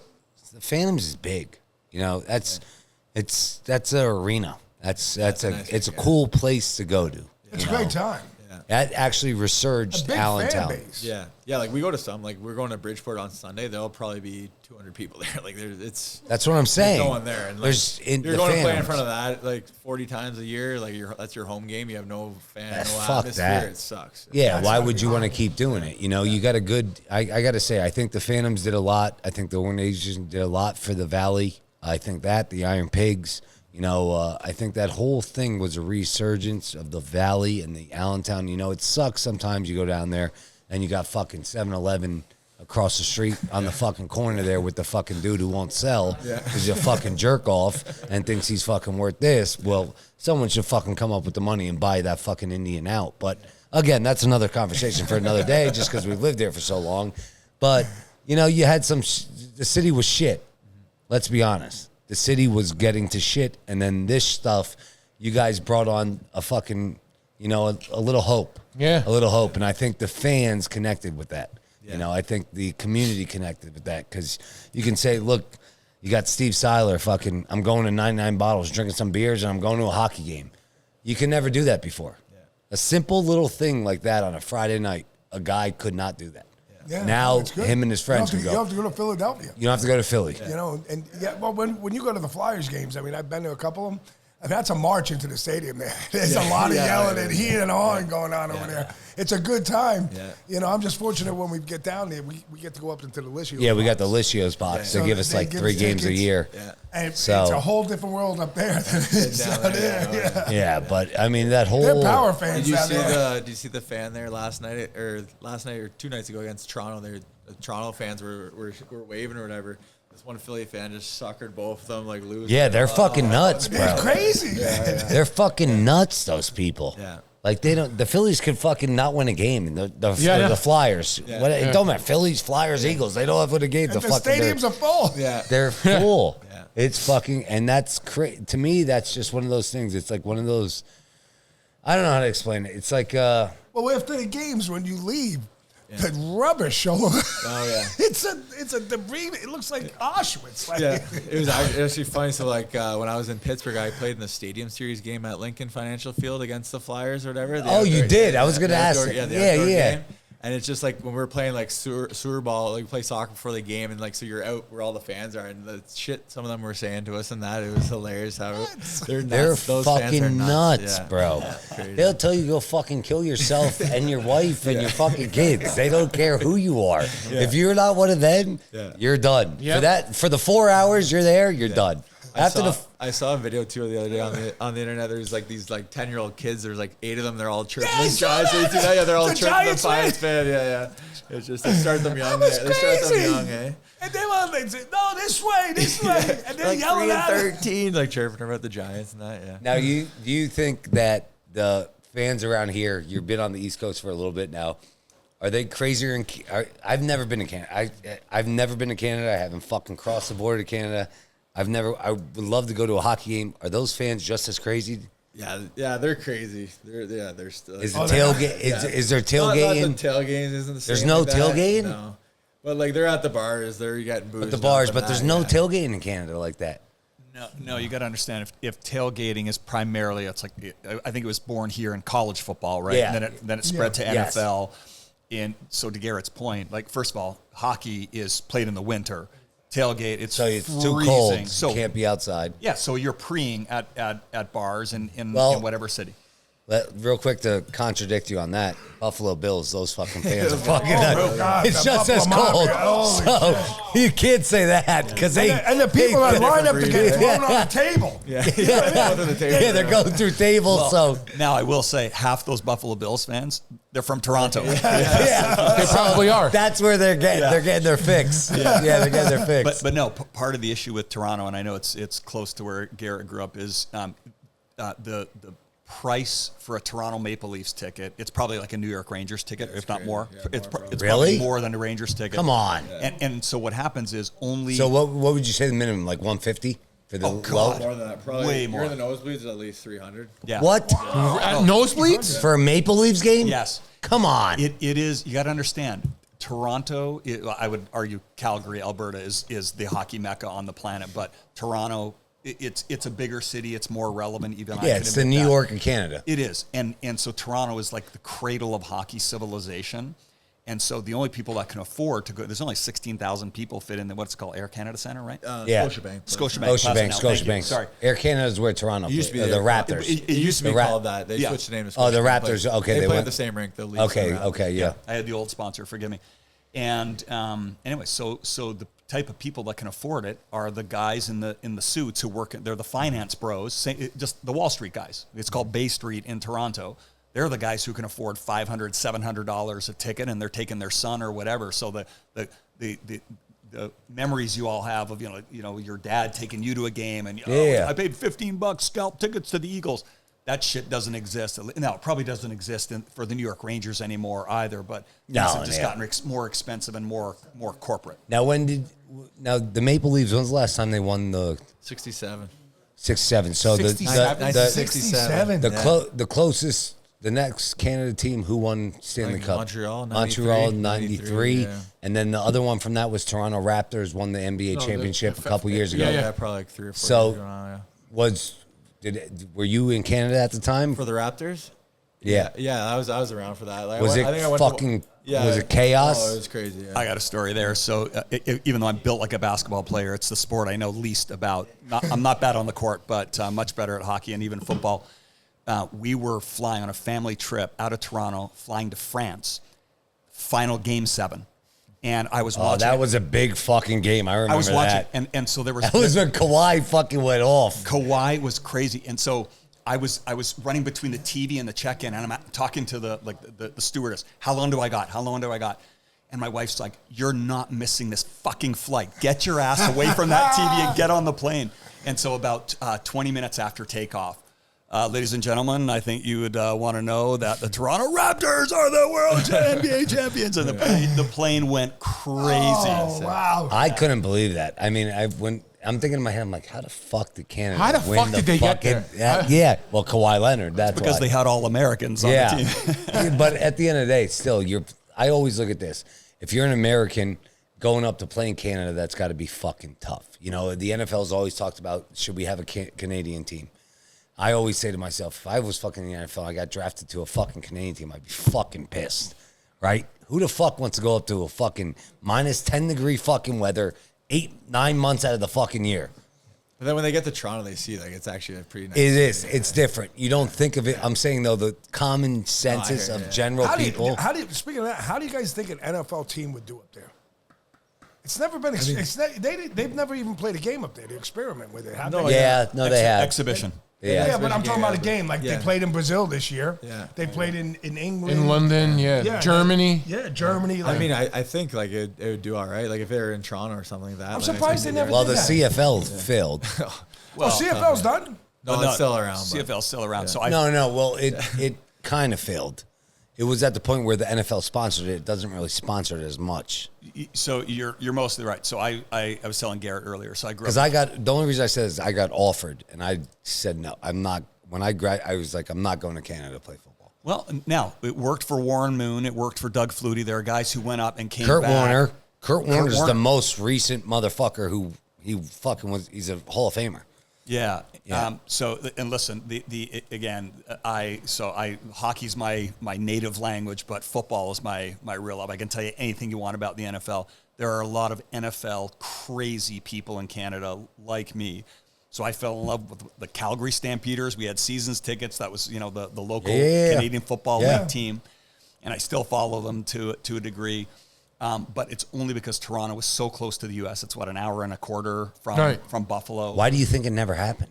In part because it's so close to Buffalo. That's back to hockey. So they're already Buffalo fans. Okay. Buffalo fans don't want encroaching on the territory. And the bigger question back to hockey is people are like Toronto, it's this miniature New York. Why the fuck do you have one team? Like the greater New York area has 3 teams. Toronto could easily have 2 or 3 teams, like one in Hamilton. But Buffalo and Toronto, this is as I understand it, the Buffalo and Toronto owners don't want to split the revenue. They don't want to split the revenue and dilute the fan base. They want people loyal to one of the 2 teams. Oh, I got you. And you don't think anywhere else in Canada can be... I mean, you remember there was Vancouver Grizzlies. Yeah. NBA. That went gone. Memphis. They went down to Memphis. You have the Ottawa Senators. Who else you got up there? The Expos. You got Calgary. Remember the Montreal Expos? Yeah, Montreal Expos. Canucks. You got the Canucks. I couldn't see a football team anywhere but Toronto. Like I couldn't see one in Vancouver. Yeah, right. You don't think anywhere other than that area due to the amount of people. Toronto it's massive. You got about 6 or 7, call it the GTA, the Greater Toronto area, and it's about 6 or 7 million. Mm-hmm. So again, it's not far from New York in terms of scale. It's slightly scaled that, but then you've got people like Hamilton. If you drive from Toronto, if you've ever done it, if you ever get a chance, you drive Toronto to Buffalo. It's like one continuous. You got town after town, like Hamilton. Then you got St. Catharines. Then you got Niagara, and it's just people, and it's all the bleed, just like you saw with any American city, the creep with population explosion. So that would be the place to do it. I think a Toronto NFL franchise would be cool. And to rebut your point, they've got cold weather teams like Buffalo, rabid fan bases, my Minnesota Vikings. You've got U.S. Bank Stadium is freaking amazing. Look what Buffalo's building right now. They got a fucking, $500 billion fucking complex they're putting up. What are they doing, indoor there? No, that's the fucking craziest part about it. They're fucking making out. To me, I'm sorry. I just think it's fucking stupid, but they're gonna do it. You're spending that much money on a stadium, keeping it outdoor. Hats off to my man Joey Tadaro, Lenovo Wings. Pizza. No, you know why? He's the sponsor of the Sabres and the Buffalo Bills. You know why? You know why it's stupid in a sense of financial. You're missing out on WrestleMania. You're now missing out on fucking concerts. You're now missing out on a bunch of fucking financials, like all that income coming in. You can have a WrestleMania in Buffalo, in Minnesota, because it's indoor. You can't have a WrestleMania in Buffalo because it's fucking March and it's fucking 10 degrees. Mm-hmm. So you're missing out on money, which I just don't understand when they're building this concept, why they're doing it. I understand the fact that they want to keep it Buffalo, snow, this, that. I understand that. Did they have WrestleMania? It's got Lincoln Financial. I just went to it. Yeah, you went to it. I was there. Yeah. I last year. Yeah. Fucking paid $3,500 for fucking 16th row. Me, my wife, and my son. Yeah. I fucking got hammered. I had a blast. My son still talks to me today. Yeah. We just watched Raw. Undertaker came out. He goes, the Dong came on. He goes, Dad, the Dong, he's here. Like to see my 8-year-old just get goosebumps and fucking freak the fuck out for Undertaker, a guy I watched since I was a kid. Yeah. Shit like that I fucking love. I love that. I went there. It was awesome. You know, but it's just something to me where I'm thinking in my head, like, you got to have somewhere in a cold stadium, you got to have indoor, just thinking about profits. There's got to be a financial reason why they're not doing it. Yeah, something. I mean, if you're raising that kind of money, they know the money they have. So, I mean, the opinion of saying they're not having these things, there's something other in the whole faction of it, I would say. Something goes on. Has to be. Well, real quick, before we wrap up, got to ask, hey, you've been doing it forever. You're a great guest. You're fucking phenomenal. We'll have you on again. Honestly, I got some stories I'll tell next time. Yeah, no. We'll get you. We're gonna do another episode. We'll get Kong on when he's healthy. We'll get him on. We'll get him with you so he could bring on more stuff. We'll do it in a couple months once the season's over before you head back to Canada. Advice you would give to any athlete coming up that you would say, hey, what the fuck should you be doing right now? Kind of like what I touched on a little earlier. Like, just don't stick to one thing and just get burnt out from doing it over and over. Like, try different sports, play different sports, just become an all-around athlete. You know, you can become a better hockey player by playing football, playing basketball, just like becoming more athletic. It'll help you in the long run being a hockey player. So just kind of this, like, these young kids, they just think they got to play hockey, like winter, summer, everything. It's like, no, like, be a kid, relax, like, enjoy yourself, have fun, have a good time, and you know, I'm glad if it was meant to be, it'll work out for you. I'm glad you said that because I had a conversation with some guy and they said they asked me recently.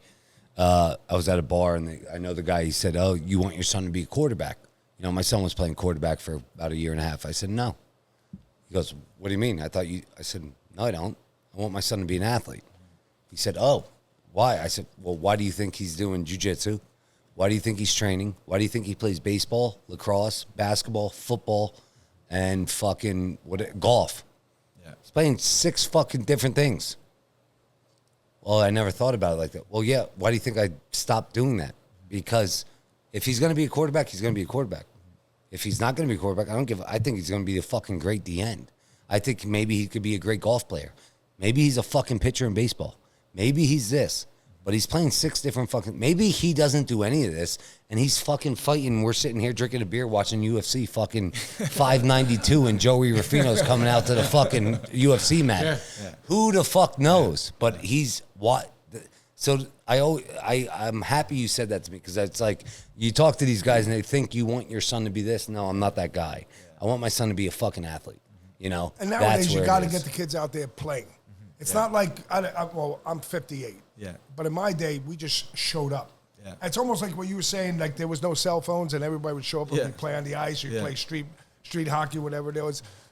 You don't see that nowadays. No. So you have to be proactive in your children's life and introduce all these things to them. The more you introduce, the better off they are. It's healthier. They're going to pick one on their own. You're right. At the end of the day, when they're seeing seasons. Yeah. They're going to figure it out. If you drill him into 1-1-1, he's going to feel like a job for him before he's even... Right. I mean, tonight, like I showed you that video, he was deadlifting. Yeah. I told my wife, I said, ice is back. Yeah. Why? Because I guarantee tomorrow, he has jiu-jitsu tomorrow night. I guarantee you his back's going to be sore. Yeah. You know, I just know it from doing it. So, hey, it's good you say that. I really appreciate that because, you know, you look at it, I see a lot of dads, their kids this, their kids this. Shut the fuck up. So how the fuck do you even know what your kid's fucking 8, your kid's 9, your kid's 10? How do you know what he's going to do? Maybe he tells you, Dad, go fuck yourself. I don't like football no more. Right. You never know. Yeah. Maybe it happens, but it's good that a guy who's done what you've done says that's, because I think that's going to definitely appreciate. Guys like me will appreciate that. I know the older men in the world will. Yeah. And Mike, for you, advice to all your Canadians out there. Give me something. No. Enjoy what's to come. It's an exciting time for Canada. Yes. A change is as good as a rest. That's an exciting time for the U.S. And I just feel really lucky to have lived in what I think are the 2 best countries on the planet. Good. All right. I agree there. And third, best neighborhood. Because you never would have been about the podcast if you didn't live here. That's true. I've lived in a great neighborhood. I've lived in a few states, and we love Pennsylvania. Love this neighborhood. This is a good neighborhood. Yeah. All right, let's get on to our sponsorships. Transdental, all your dental needs here in Allentown, Pennsylvania. 610-841-7555. He'll fix your teeth. He fixes his teeth. He fixes everybody's teeth. He should fix his. He fell. So just so the audience knows, he fell outside and he's good. He's good now. He's a fucking bull. Phenomenal. 319 South Cedar Crest Boulevard, 610-477-1144. Oh, real quick before we go, to add to the sponsorship for Transdental, guys, if you struggle with sleep, go to Transdental, because he just convinced me to do it. I'm 36 and I kept trying to pull it off, but he convinced me this morning. Get the mouth guard. Sleeps better. All this. Go to him. He'll scan your fucking teeth. Me and him today in the morning, we're looking at it. I was like, what the fuck? I was looking at my teeth and all that. It was crazy. Thank you, though. He convinced me to do it. If you are struggling with sleep, you're snoring, you have sleep apnea, you don't want the machine, go get your mouth guard. Go to Transdental, get your mouth scanned. He'll get you a custom mouth guard. And I'm telling you, you'll wake up a lot better. And my dad knows it works. So phenomenal. Great pho. If you're looking for pho in the Lehigh Valley or anywhere, come go see. Go with Bobby Arena. Go with Bobby Arena. He's been eating pho for 3 days in a row. Enter that now. Good Man Juice. All your social media website design right here in the Lehigh Valley and nationwide, worldwide, and all that good stuff. Nick's Restaurant and Pizza. Shout out to Maria and Nick Bozakis in Bethlehem. Go see them for your desserts, your Italian food, and all that good stuff. Franco's Pizza, Wilkes-Barre, Pennsylvania. And shout out to Rosa and Filippo Belia right across the street from the federal courthouse. As I always say, before you get locked up, get yourself a meal. Steve Seiler Insurance, 570-446-8023. All your personal insurance needs. Everything's coming up, so get with him. He'll get you on a great plan. Master Supply, Barb and Kevin Master. Shout out to them. Shout out to Dave Sweeney as well. Thank you. Banco Beverage, Jim Glassick, Tony Gallo, and Joe Marino. Nice seeing you again, Joe, today. Restaurant Store, good man Nick, or your disposables, your equipment, and all that good stuff. Get with him. You've got to furnish a place. He's got your chairs, tables, and all that good shit. And he sells corn. And he sells corn. And Capri Food. Shout out to Lou Gospel, Trish Gospel, and Jerry Gospel, and Nick Baccarella. I will see all you guys hopefully on Friday. And Nick, you got to straighten out your routes. That's an inside story. Yeah. That's an inside story. Yeah, I had you on speakerphone today. I'm like, why the fuck are you calling me? Anyway, U.S. Pizza Team. Shout out to Brian Hernandez. Yes, I was there. Like, what? Why am I on this call? The most ridiculous thing I've ever heard. Yeah. Gemma Olive Oil, Domestic California Olive Oil. So ridiculous. That'll be on our table soon. Peroni Beer. Thank you, Peroni Beer. And again, the PizzaFellas Pizza Tour is out. The first little episode that I dropped a little while ago. Tomorrow morning will be Bruno Scipione, and the third will be tomorrow night at with Caddy Corner. So that's all coming along great. And Sal just said to me, we're going to do it. He's going to be doing it with me. So, yeah, the next one we'll probably do on a Sunday. Yeah. Me, my dad, and Antonio, and Joe Marino. Yep. And we'll probably hit up a couple places. Yes. Ryan Stark Media. Thank you again, Ryan Stark. He does our. He's doing a great job. And shout out to Ryan. Yeah, he's doing a real good job. He's a great kid. And if you want a producer, an editor, he's your guy. Once again, thank you to Garrett Wilson, the captain enforcer of the Lehigh Valley Phantoms. Thanks. Great having you on. Thanks for having me, guys. Appreciate it. Great stories. Definitely. Thank you again. Shout out to the Lehigh Valley Phantoms. Great team here in the Lehigh Valley in Allentown, Pennsylvania. Also, we got to look out for January 26th. We are going to... Well, let's go to January. We'll back up a little. Hold on. Let's go. Shout out to my wife, Gigi, and Joe Ruffino for the hospitality and Biagio Pizzeria. 100%. I was just about to say that. He just forgets. His mind is fucking falling apart. No. Fucking time. Sal cut me off. No, you missed it in the beginning and he missed it now. No, I didn't. But shout out to Gigi and all the hospitality. She cleans the room, makes everything happen. I was going to say that. Major sponsor of the podcast. It wouldn't happen if the studio wasn't here. No, 100%. First thing on slot. I'm getting it. Don't make excuses. I'm not making excuses. Somebody got to call out shit when it's shit. Okay, so let's go. All right, so January 18th, Saturday night, Alibi Lounge in South Bethlehem. It's really Bethlehem, really. South Bethlehem, 3rd Street. Whatever Alibi. it is, by the fucking casino. So anyway, January 18th, we're doing a night out with the fellas. It's going to be at Alibi. Shout out to O. Shout out to Tara as well. She's helping out on this. I appreciate that. So come out at 10 o'clock. We're going to be there till I don't know when. But there's going to be a bunch of us, not only us, but there's going to be, obviously, we're in a lounge, and it's a beautiful lounge, I got to say. Yeah, it's a very sexy place. It's right down the street from the casino, so if you get drunk, go sleep at the casino. Go spend some money. Again, our crew's going to be there. Hopefully, a lot of people in this room are going to be there. Garrett, you're more than welcome to come. Yeah, bring some of the guys if you don't have a game. Yeah. More than welcome. It starts at 10. I mean, we'll be there. Then January 26th, which is a Sunday. We'll be in Staten Island. We'll be in Staten Island at Tutto Posto, which is our friend Peter's place that owns Panini Grill as well. 2 o'clock reservation. 2 o'clock reservation. So we'll be there. It's going to be about 8 of us. So allegedly, legend has it that Bruno Scipione's coming with us, which I fucking doubt he is. But it's his birthday. It's going to be his birthday, which is coincidentally today is his birthday as well. And January 1st was his birthday, and he has another one coming up February 11th, March 17th, April 1st. He's got 11 birthdays coming up. Let's just say this. After the fucking 26th, we're going to have a lot of stories. Yeah.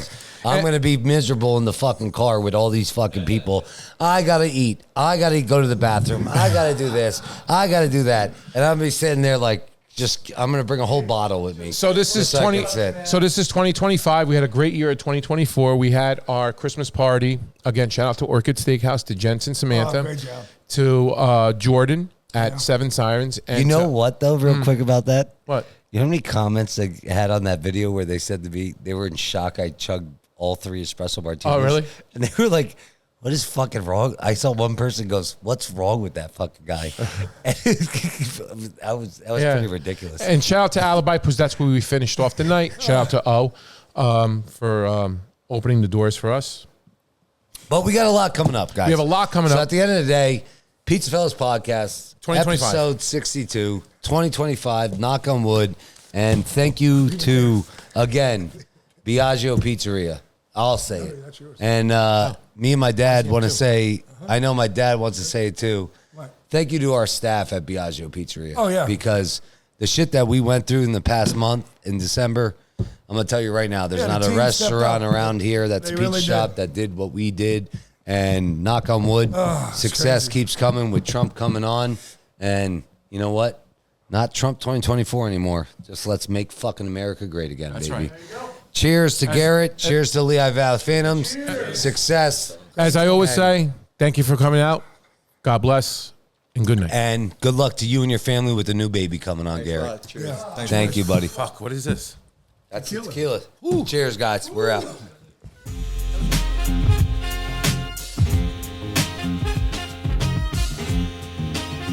PizzaFellas podcast right here, the hottest in the world.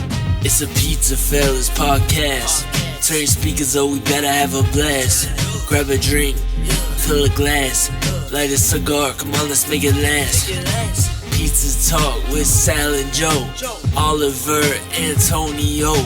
Pizza stories, they gon' tell us. Let's have some fun with the PizzaFellas. PizzaFellas podcast right here, the hottest in the world. Fire!